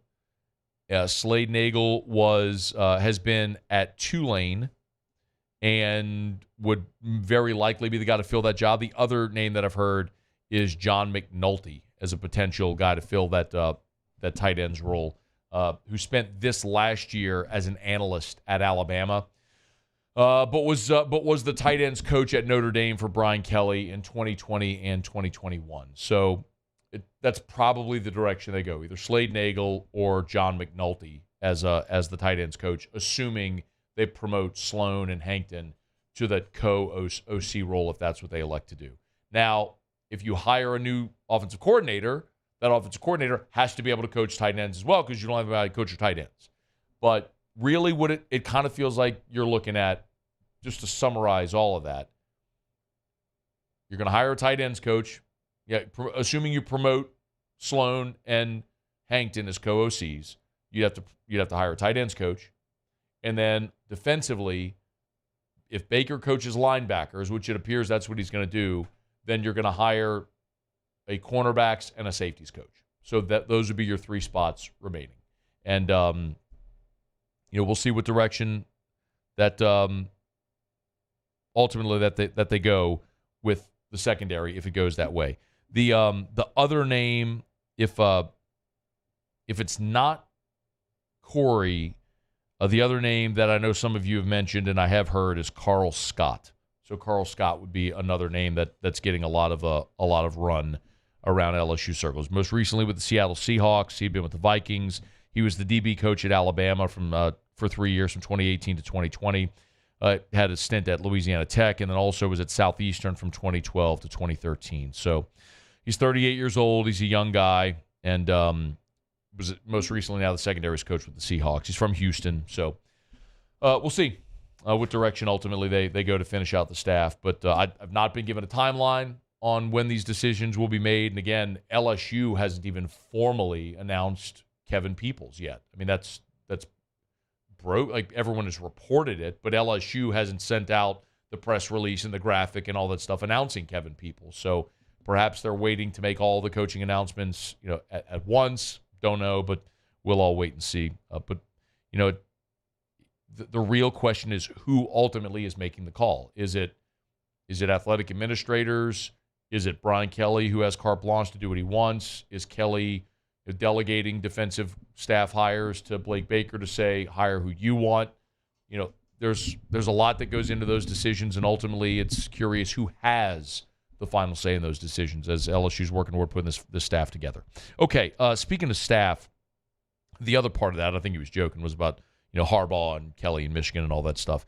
But Jim Harbaugh is a huge linchpin in the whole coaching carousel, and he did go for his first interview today. So I want to talk about that and the impact potentially of Harbaugh leaving Michigan, what that might mean. So we'll get to that and a lot else here in the 5 o'clock hour. Our buddy Scott Kushner will join us, talk some Pels, who lost earlier today in a matinee. We'll preview Philly and Tampa, which is coming up tonight. Ton to do, and glad you're with us here in the 5 o'clock hour of a Monday edition of AFR, presented by Relief Windows. AFR. Get Gordon and get it done. Gordon McKernan Injury Attorneys. If you've been injured in an accident and it's not your fault, you know what to do. Do what injured people in our state have done for more than 3 decades. Get Gordon and get it done. More than $2.6 billion in damages recovered for their clients at Gordon McKernan Injury Attorneys. It's an incredible number. $2.6 billion. If you've been injured in an accident, it's not your fault, don't go it alone. Call Gordon McKernan Injury Attorneys. And remember, at Gordon McKernan Injury Attorneys, their guarantee is they will not charge you a fee unless they win. Gordon says if he doesn't win your case, then you don't owe him a dime. No costs, no expenses, no fee, nothing. It's Gordon McKernan Injury Attorneys. Call the best. 888-8888. That's 888-8888. Or go to getgordon.com. Get Gordon and get it done. Bayou Ford is taking $10,000 off MSRP on new 23 Ford F-150 lifted trucks. $10,000 off new Ford F-150 and 3.9% financing. All new Bayou Ford vehicles come with a 1 million-mile warranty. The crew at Bayou Ford is going to do right by you. Hey, it's Matt Moscona. For years, you've heard me tell you about Insurance Network of Louisiana, helping you find better coverage for less money. But it's not just for your home and auto. They also offer commercial properties. So, retail stores, professional offices like doctors, dentists, attorneys, clothing boutiques. Insurance Network of Louisiana can find you better coverage for less money. They service the entire state of Louisiana, and they're local. So call today at 293-0450 or lainsurance.net.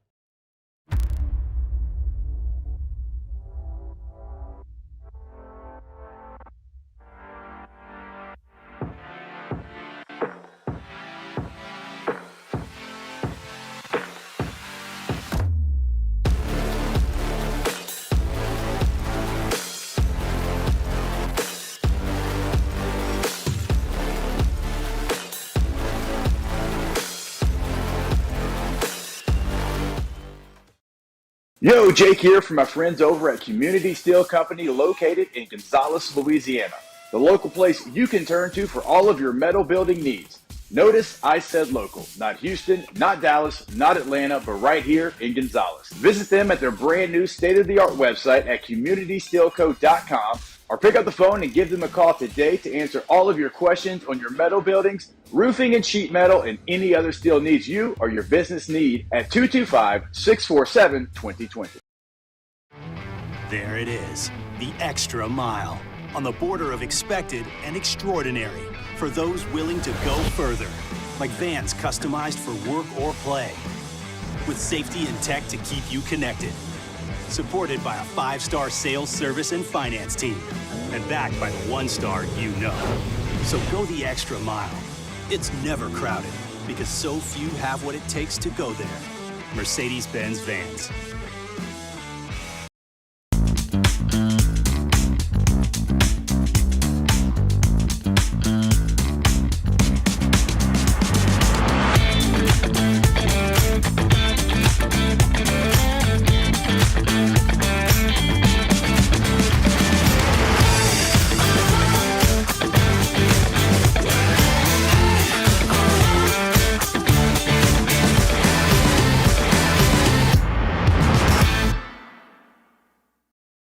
Gulf Coast Bank and Trust is giving our customers the power to bank anywhere, anytime during this challenging event. And we're right there with you. Our mobile banking app.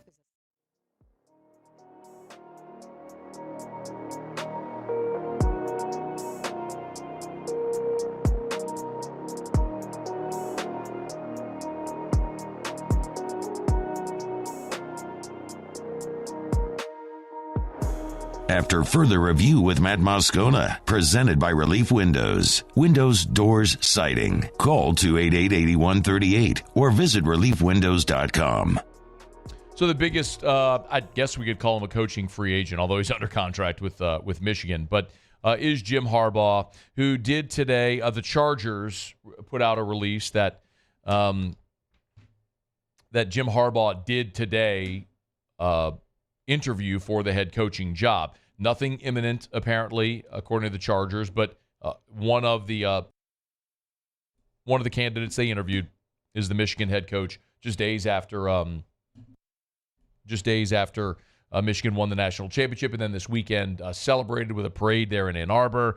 Today, Jim Harbaugh was in L.A. to interview for the head coaching job. Rich Eisen on the Green Light podcast with Chris Long talked about the options that Harbaugh has.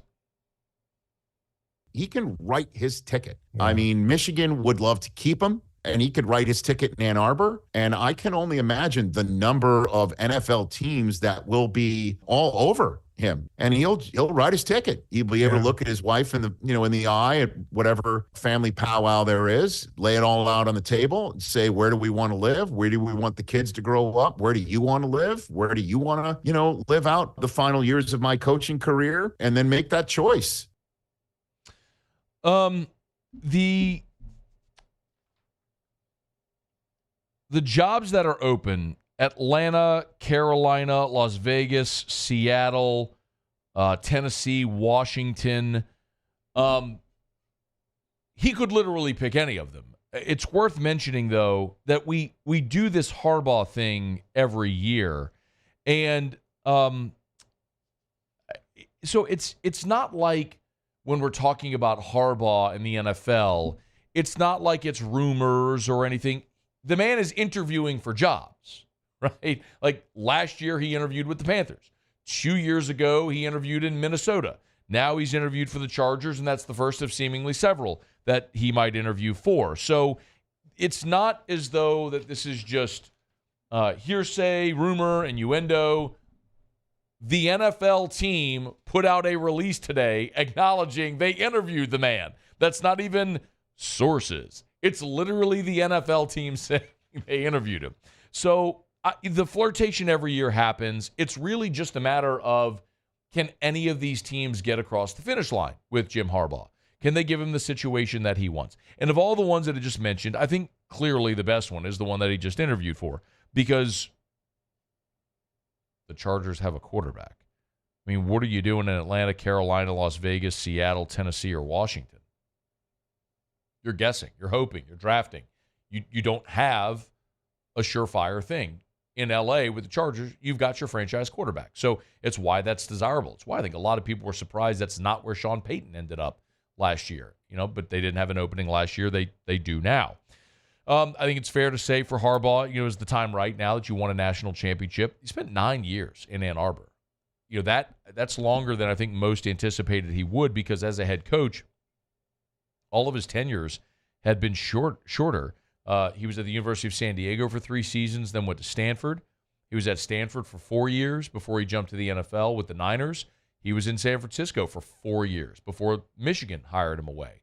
And now he's been at Michigan for 9, and it took 9 seasons to finally break through. And it certainly appeared after COVID where, from 2015 to 2020, they had never lost fewer than 3 games. I mean, Michigan lost at least 3 games every year with Jim Harbaugh until 2021, and then 3 straight playoff appearances, and finally breaking through this year and winning the national championship. So maybe this is the time. I think it's interesting because there appears to be parallels, like with Pete Carroll when he left Southern Cal, where he could have stayed and won forever, but they were staring down the barrel of sanctions. It was at a point in his career where he was pushing 60 years old. It was like, if you're going to do it, you do it now. The right opportunity came there in Seattle, and so he jumped and wound up going to 2 Super Bowls and winning one of them. So maybe the right situation is there for Harbaugh now at 60 years old, having won his national championship at Michigan, to get back into the NFL to give it a shot. I mean, he was in a Super Bowl in the 2012 season, of course, with the Niners when they lost to his brother, John Harbaugh, and the Ravens. It was down in the Dome the night Beyonce knocked the lights out. But maybe this is the time for Harbaugh to step away. And I'll credit Michigan for their patience with Harbaugh, because it is really difficult when you have national championship aspirations to wait for 9 years for your guy finally to break through. Because in a hiring culture, and a sports culture today, athletic directors or owners in professional sports aren't that patient, because you see quicker turnarounds. I mean, look at previous head coaching winners and how long it took them to win the national championship. With the exception of Dabo at Clemson, you're talking about coaches that typically won it inside of 5 years. And that's without exception. Just look at LSU's coaches. I mean, Nick Saban won his national title at LSU in year 4. Les Miles won his national title at LSU in year 3. Ed Orgeron won his national title at LSU in year 3. And that's, when Urban went to Florida, he won his national title in his 2nd year. Someone like Mac Brown at Texas taking a decade to clear that hurdle, or Dabo at Clemson, or Harbaugh at Michigan. Those are the exception. Those are the outliers. It's certainly not the rule. So, credit Michigan for their patience, but I do think, as it relates to LSU or the rest of the college football world, the real story here is when you have a coaching change, it opens the portal window for 30 days for that team, that roster. And so, like Alabama's portal window is open. They hired Kalen DeBoer from Washington, so Washington's portal window is open. Washington hired Jed Fish from Arizona, so Arizona's portal window is open for 30 days, and so on. If Jim Harbaugh leaves for the NFL, Michigan's portal window will be open for 30 days. In a time where nobody else has their players have the opportunity to go into the portal, because the portal window is closed except for these teams where they've lost a head coach.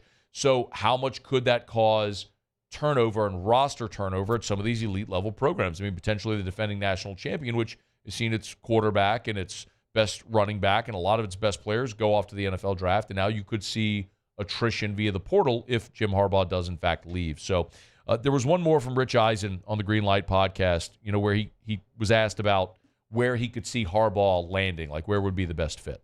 You could see him as the coach of the Chargers. You could see him as the coach of the Raiders. I could see him as the coach of Carolina. I could see him as the coach of Michigan. I could see him as the coach of Tennessee. I could absolutely see him if he wants to go to Nashville. I also don't know if he's got the Manning in him. And by that, I mean Peyton, when he had a chance the first time in his life to choose wherever he wanted to go and write his ticket, he did not want to go to a team in the NFC because he did not want to prevent his brother from making a Super Bowl. Right. I mean, if he ever faced him in a Super Bowl, that would be one thing. But he didn't want to prevent his brother from doing that.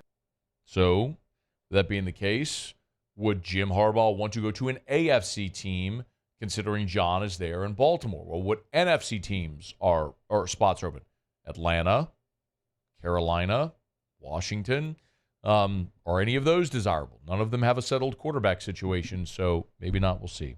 But the Harbaugh story is obviously one that the whole sports world, especially the college football world, will be following. All right, we're brought to you by Pure Restoration, pure-restoration.com, pure-restoration.com. Over the weekend, I got a text on the show text line from a guy. It said, Matt, what's the mold thing you always talk about? Well, it's Pure Restoration. Pure-restoration.com is where you'll find them. And they'll kill mold and remove odor. It's cost-effective. It's more efficient. For your home, they could be in and out in half a day.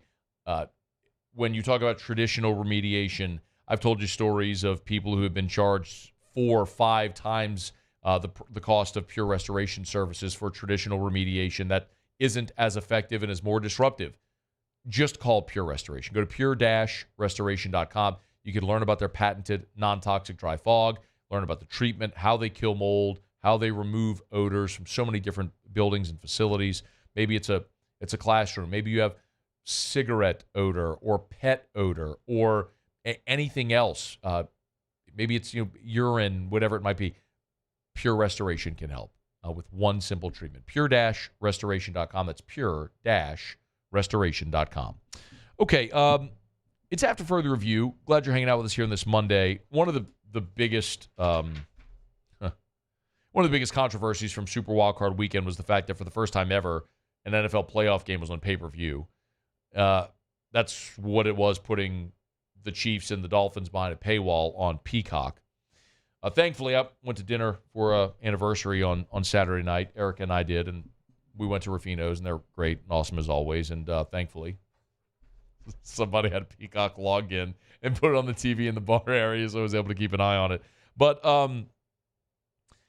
they are lauding, the NFL and NBC are lauding the fact that 23 million viewers watched the Chiefs and the Dolphins, making it the most streamed event ever. The most watched event ever on a streaming service is actually what we should say, how we should say it. Previous record was 15.3 million for the game between the Seahawks and the Cowboys on Amazon Prime earlier this year. I just don't think that's impressive. Yes, I mean, 23 million people watching this game. It's an NFL playoff game that featured the defending Super Bowl champion Kansas City Chiefs, the Miami Dolphins, Tua, and that offense. Taylor Swift was there. I mean, of course, there was going to be tremendous interest in a playoff game. But what could your number have been if you were on traditional cable television or over-the-air television? You would have dwarfed that number. So, yeah, I mean, of course it was the biggest audience for a streaming service ever, but it probably was still smaller than the number you would have had if it would have been more available to other people. But don't expect this to go away, because the way the NFL handles their playoffs is that it's 4 broadcast partners, right? NBC, Fox, CBS, and ESPN each get at least one wildcard game. And of the 2 remaining games, one rotates each year among the networks, and the other is up for bid. So this year, Peacock outbid everyone else and got that game this year for $110 million. Peacock paid, understand, NBC Universal paid $110 million for the right to broadcast one game. You don't think the NFL is king? $110 million to broadcast one game.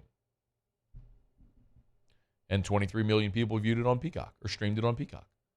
So if they all paid $5, there's your $100 million nut you had in it. And hopefully they're hoping on is you get a residual of people that paid for Peacock and stay and ultimately make money on it. But the point being, don't expect it to go anywhere. Because if it's not Peacock, maybe it's Amazon Prime or ESPN Plus or Paramount or any of the other streaming services that can go put the standalone game behind a paywall in hopes that it brings in new subscribers that forget to cancel their subscription and then just keep paying for it month after month after month. Or maybe they like what they see and they stay. So, how about Patrick Mahomes' helmet cracking? That was wild. That was super wild. I was watching the game and I'm like, does he have like a scuff on his helmet? What is that like? There's a big black spot right there. Like, is that a smudge? The Dolphins' colors aren't black. Oh, no, he's a hole in his helmet. That's what that is. All right, it's after further review. We'll not get a break. Come back. Talk some Pels with Scott Kushner. Stay here. AFR. AFR is brought to you by Clegg's Nursery with 4 locations in the greater Baton Rouge area. Hey, want to give you a little advice because I was messaging back and forth with Miss Teresa earlier today. And I know whenever the freeze comes, there's always, well, what do? Do you cover plants? Well, so she told me today that at this point, you're probably, it's late for protecting your plants, but a sheet is better than nothing.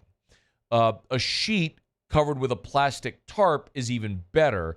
But what she told me is the tarp needs to fully cover the plant all the way around. If you're covering your plant with plastic, you need to use something between the plant and the plastic. So don't just go plastic over the plant. Go bed sheet and then plastic or tarp over that. Because the plastic, I didn't know this, but the plastic could actually end up being colder than the air temperature. So again, bed sheet and then something plastic on top of it, or just bed sheet if that's what you go. Protect your plants, make it through the freeze safely. Clegg's Nursery. Hey, look what I found! The motivation I needed to live healthier. My new favorite sport. I found my groove. I found I'm part fish. My second win when I needed it most. I found more than a gym. The affordable childcare this mom needed. Time for myself. We found our why. Have you found yours? Bayou Chrysler Dodge Jeep Ram has $20,000 off new 23 Ram 1500 Black Widow trucks, $20,000 off new Ram 1500 trucks, and all new Bayou Automotive vehicles come with a 1 million mile warranty. The crew at Bayou Automotive is going to do right by you.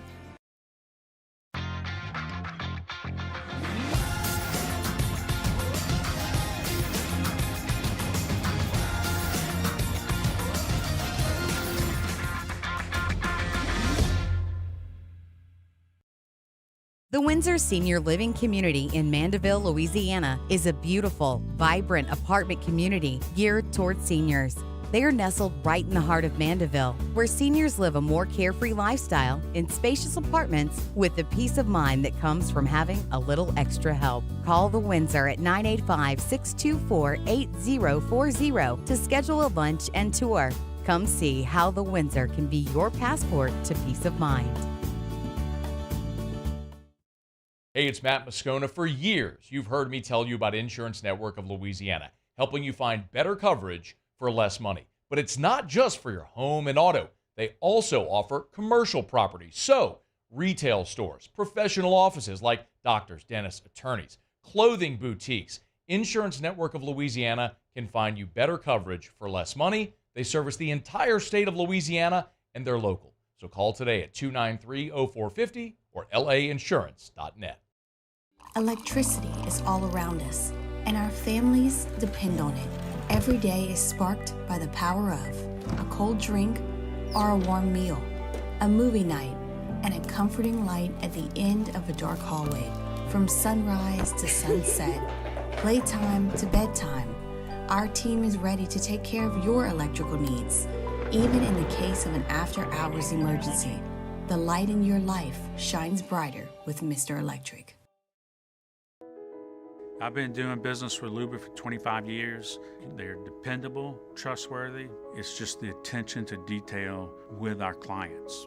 Our folks have years and years of experience. They're highly trained professionals. But many companies have that asset. What I'd like to think makes Luba a bit different is that we use those talents in a way that truly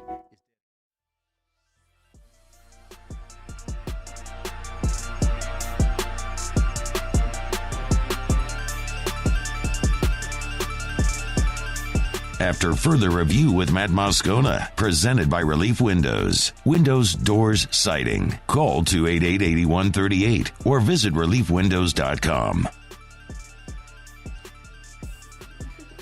We get to Otter Locks here in a little more than 10 minutes from right now. The Pels lost a matinee earlier today on MLK Day, 125-120. Super bummer, especially for your boy who had the Pels laying the 5, and they were up 6 with about 3 minutes to go and blew it. Scott Kushner is with us. The Polk and Kush podcast is where you can find his coverage. How are you, dude?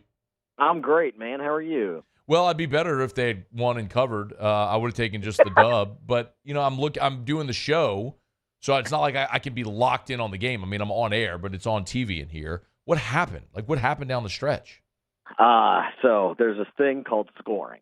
And it turns out it's important to continue to do it the entirety of the game. Also, I don't know if you ever played biddy ball when you were like 8 years old and the coach was like, you should probably make your free throws because there's no defense for them. And it turns out that Zion missed that message and he bricked a free throw. They hack a Zion with down 2 with 17 seconds left. They hacked Zion intentionally. He missed the first of 2 free throws. Dallas gets the ball back, and they sealed the win. So one of the just stranger, more frustrating games of the season for the Pelicans because they just continue to kind of like fall apart in these late game situations. They're either winning by 40 or they're sort of, you know, falling apart late. It's a very odd season so far. What do you attribute that? I think a lot of the problem is right now is Brandon Ingram is just not the dude they need him to be. He has not scored 20 points. I think this is now 8 games in a row. And you know, a lot of those have been wins. It's not as if that's it's not that damning as it sounds when you say it, but he's got to be the dude at the end of the game. They just do not have a go-to set. They don't have a go-to guy. They don't have there's just in the NBA, a lot of times it comes down to no matter what your defense is, our best player is better than your best player, and we're going to win the game. And they just don't have that right now. And it makes it really tough when your coach can't necessarily out-scheme them and your players can't necessarily out-talent them at the end of the game, and you're sort of reliant on having a really deep roster. That doesn't really matter much in the final 2 minutes of an NBA game. Scott, was their 4th straight road game. I mean, is it possible that just the rigors of being on that long of a road swing is kind of caught up to him today? So they got down. I saw they got down early in the game, but made a hell of a comeback after a pretty poor first quarter. Yeah, they were horrible in the first quarter. And it's day game's weird, and they've been in Dallas a couple days, and it's snowing. I don't know. There's a million different variables. The lodge stays open very late for some of our friends. And it is.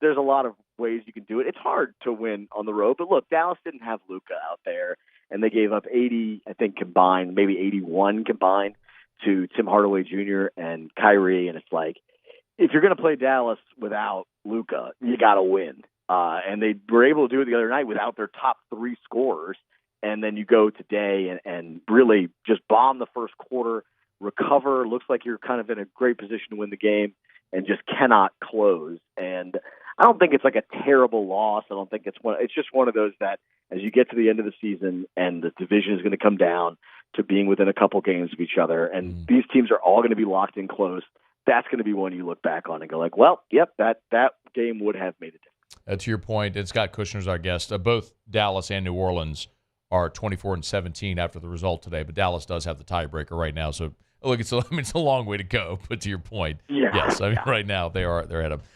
Look ahead with us here, Scott. The Pelicans do return home here in a couple of days to take on the Hornets. It's hard, but listen, I mean it's hard not to be encouraged after winning 6 of 7 and starting off that West Coast road string as emphatically as they did against Sacramento and Golden State. Look ahead in the relative short term. What are you expecting?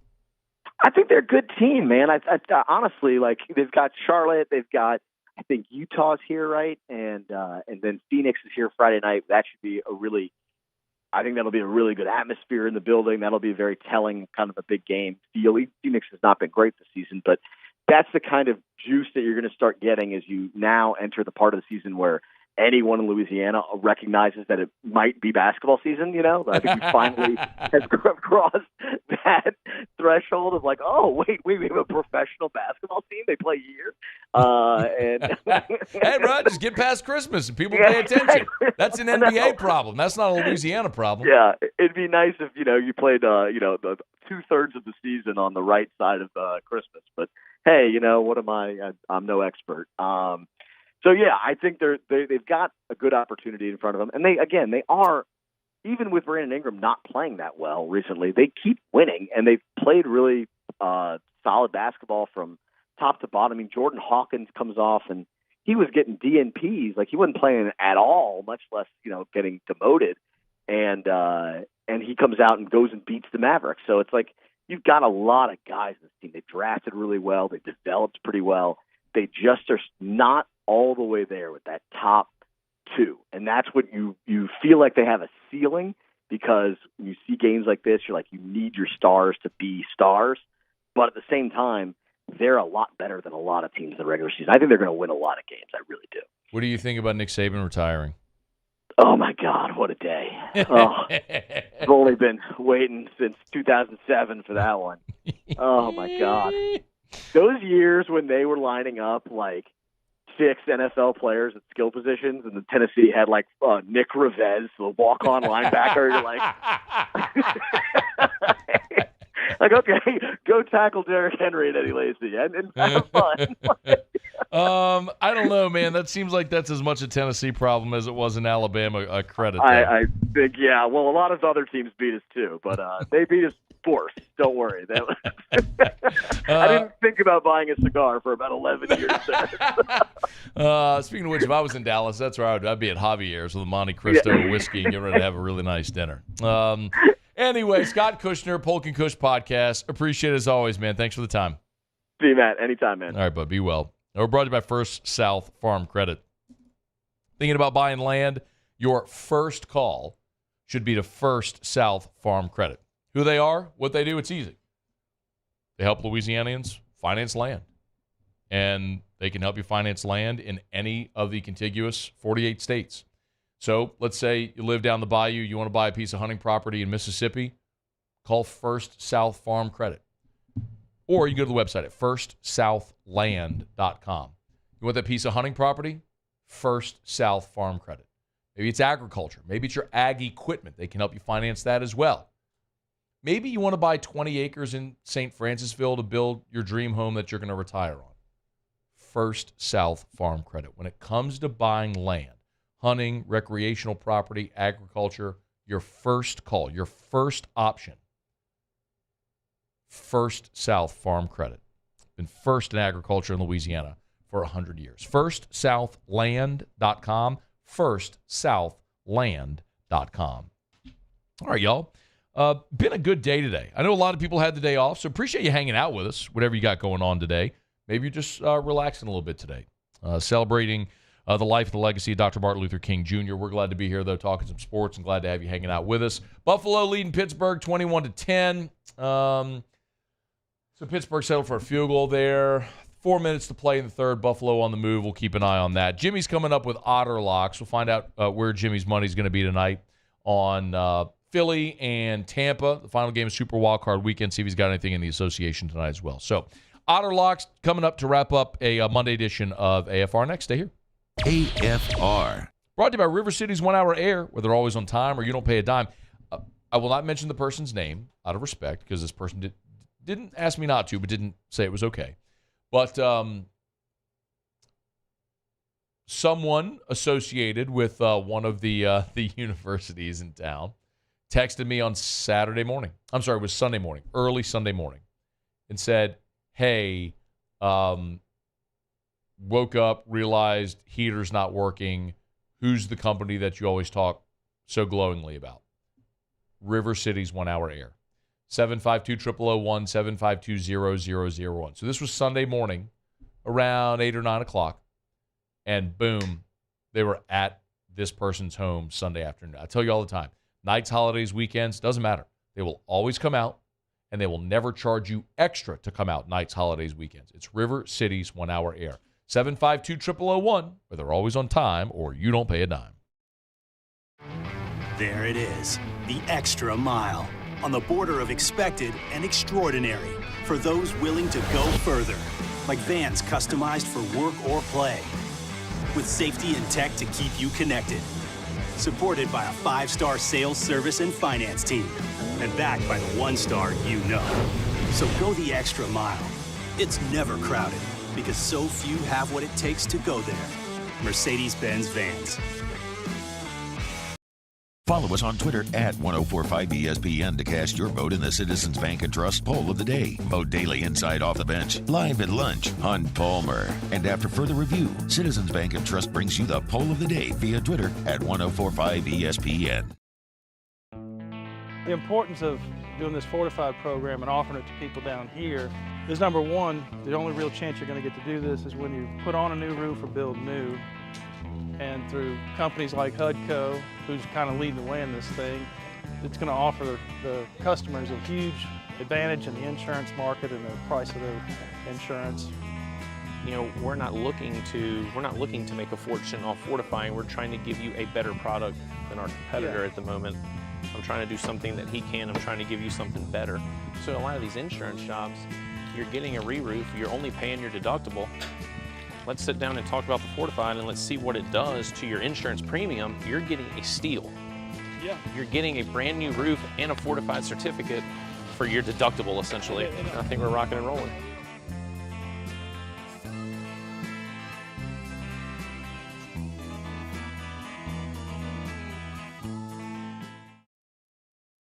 Hey, look what I found!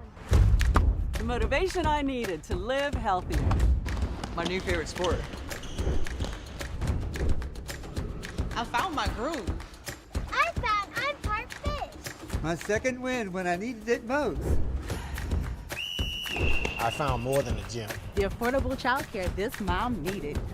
Time for myself. We found our why. Have you found yours? Dylan Cruz here to tell you about Six Rings Baseball and Softball Camp. If you live on the North Shore and play ball, go to Six Rings Camps with former LSU assistant coach Dan Canaveri. His knowledge is second to none, and your child will improve and have fun doing it. Camps were held at Coquille Park and Six Rings Academy in Covington with 4 sessions over the summer. Full day and morning only sessions are available from ages 7 to 13. Go to sixringsbaseball.com or call 985-206-9096. Learn the game to love the game.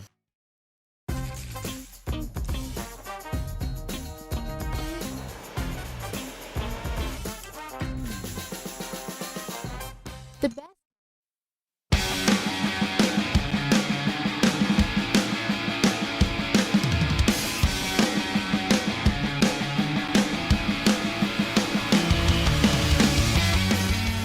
After further review with Matt Moscona, presented by Relief Windows. Windows, doors, siding. Call 288-8138 or visit reliefwindows.com. Down the stretch, we come final segment here on a Monday edition of AFR, presented by Relief Windows. They are the best. Remember, like your mom always said, you get what you pay for. And at Relief Windows, you're going to get exceptional windows, the best customer service, quality. It's Relief Windows and reliefwindows.com. We're going to get to Otter Locks here in just a quick second. Of course, with Kalen DeBoer leaving Washington to become the Alabama head coach, that meant there was a vacancy at the University of Washington as they move into the Big Ten next year, and they have filled their head coaching job with Jedd Fisch, who leaves Arizona to now become the Washington head coach. This was from the Jim Rome show back on January the 4th when Jim Rome asked Jedd Fisch if he planned on leaving Arizona. I think right now we're just working through semantics to get this deal done. I think we're very, very close. We want to be done here very soon, and we want to be a part of this program for a long time. I've moved a lot in this business to be able to be here today, to become a head coach in a Power 5 program, to win 10 games, to be a top 15 team, hopefully a top 10. And we've got 18 out of 22 returning starters next year. So I have no interest in going anywhere. I have a lot of interest in seeing if we can get to that CFP. And there's 12 teams in it next year, and I would love to have our team be part of it. 7 days later, Jedd Fisch is the head coach at Washington. So it's one of the things that it's just – I don't believe Jedd Fisch went on Jim Rome's show and lied to him. I don't believe that. I think he legitimately thought he would be at Arizona and was excited to be at Arizona and grateful for the opportunity he had at Arizona.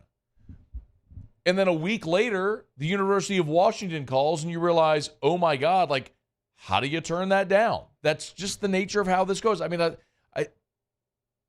I said the same thing about Brian Kelly because people ask, hey, do you think Brian Kelly was being serious when he said he expects LSU to be his last job? Yes, I do. I believe Brian Kelly believes this will be his last coaching job.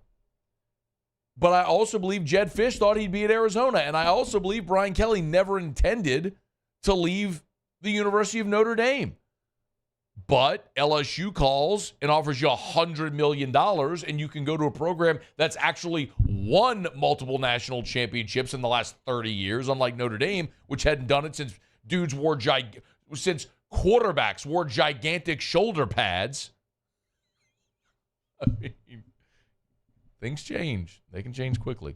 We'll see. It's silly season right now. All right, it's After Further Review. Otter Locks is coming up. We're brought to you by DraftKings, official sports betting partner of the NFL and an official sports betting partner of the NFL playoffs. DraftKings Sportsbook, they're making you an offer that'll help make the playoffs electrifying. New customers bet just $5 on any game and get $200 instantly in bonus bets. Let me say that again.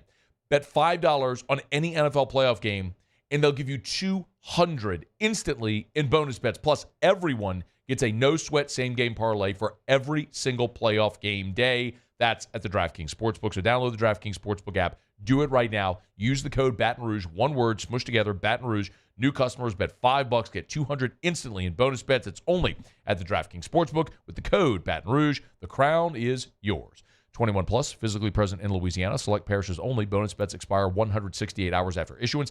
Opt-in required. Opt-in required. One no-sweat token issued per eligible day. After opt-in, no-sweat bonus bet issued based on amount of losing qualifying bet. Eligibility, max reward limits, and deposit restrictions apply. Terms at sportsbook.draftkings.com/football terms. Licensee partner, Golden Lake Charles. Gambling problem? Call 1-800-GAMBLER, 1-800-426-2537. Go to Otter Locks.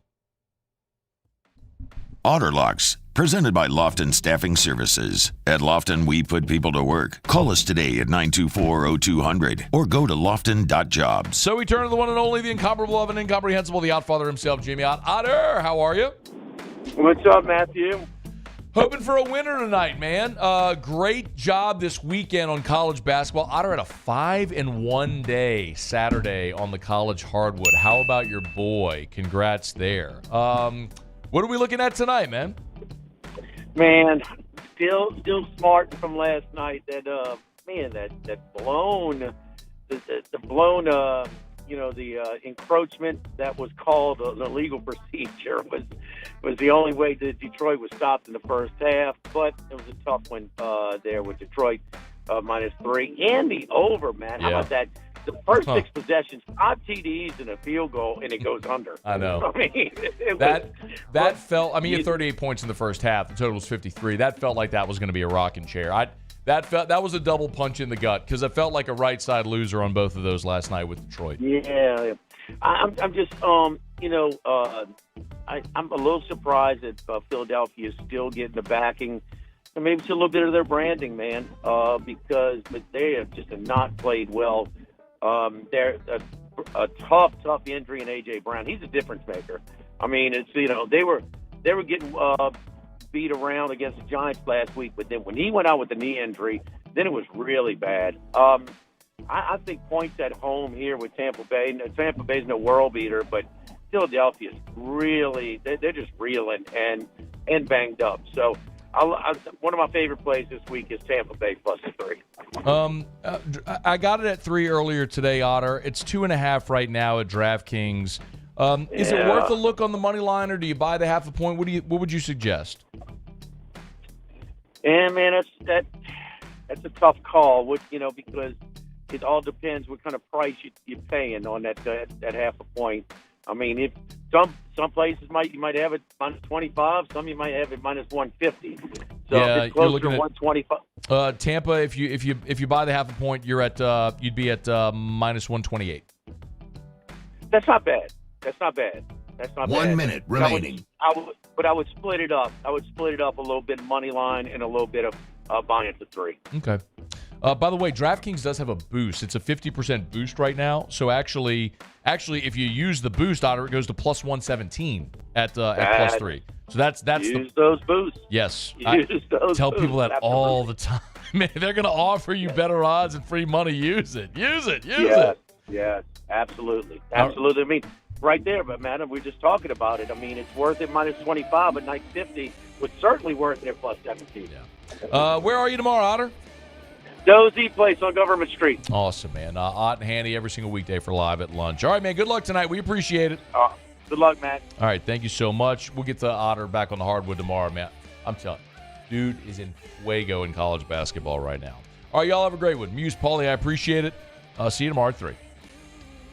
AFR. As we get on down the road, we'll remind you about Michelli Weighing and Measurement, Michelli.com. That's Michelli.com. Always encourage you, if you're on LinkedIn, make sure you're following Michelli there on LinkedIn. They do a great job of sharing their content, a lot of details of the jobs that they do. This is a cool post they put earlier today.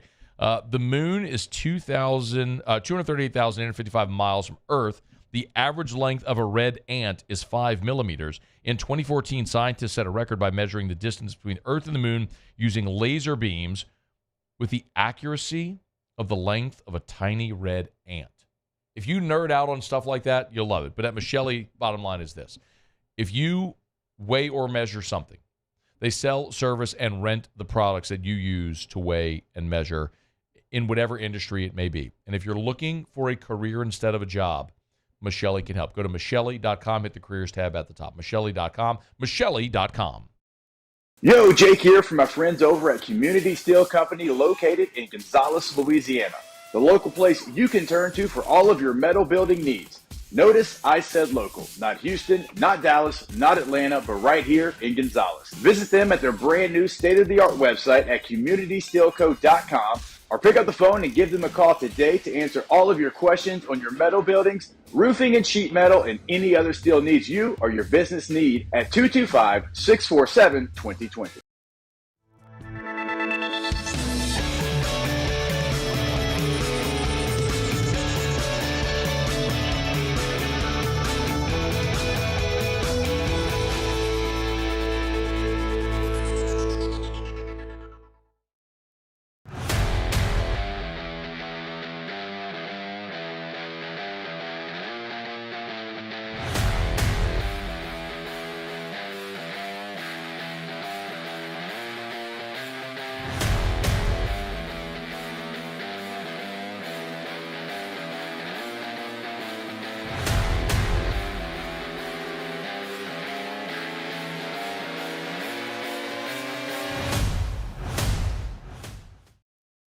BRAC teamed up to reimagine your parks, and you imagined big.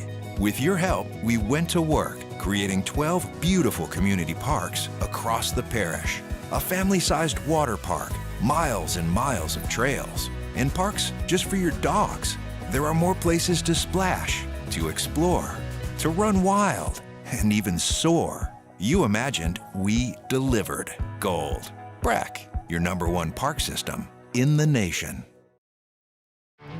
There it is, the extra mile, on the border of expected and extraordinary for those willing to go further, like vans customized for work or play, with safety and tech to keep you connected, supported by a 5-star sales, service, and finance team, and backed by the 1-star you know. So go the extra mile. It's never crowded, because so few have what it takes to go there. Mercedes-Benz Vans.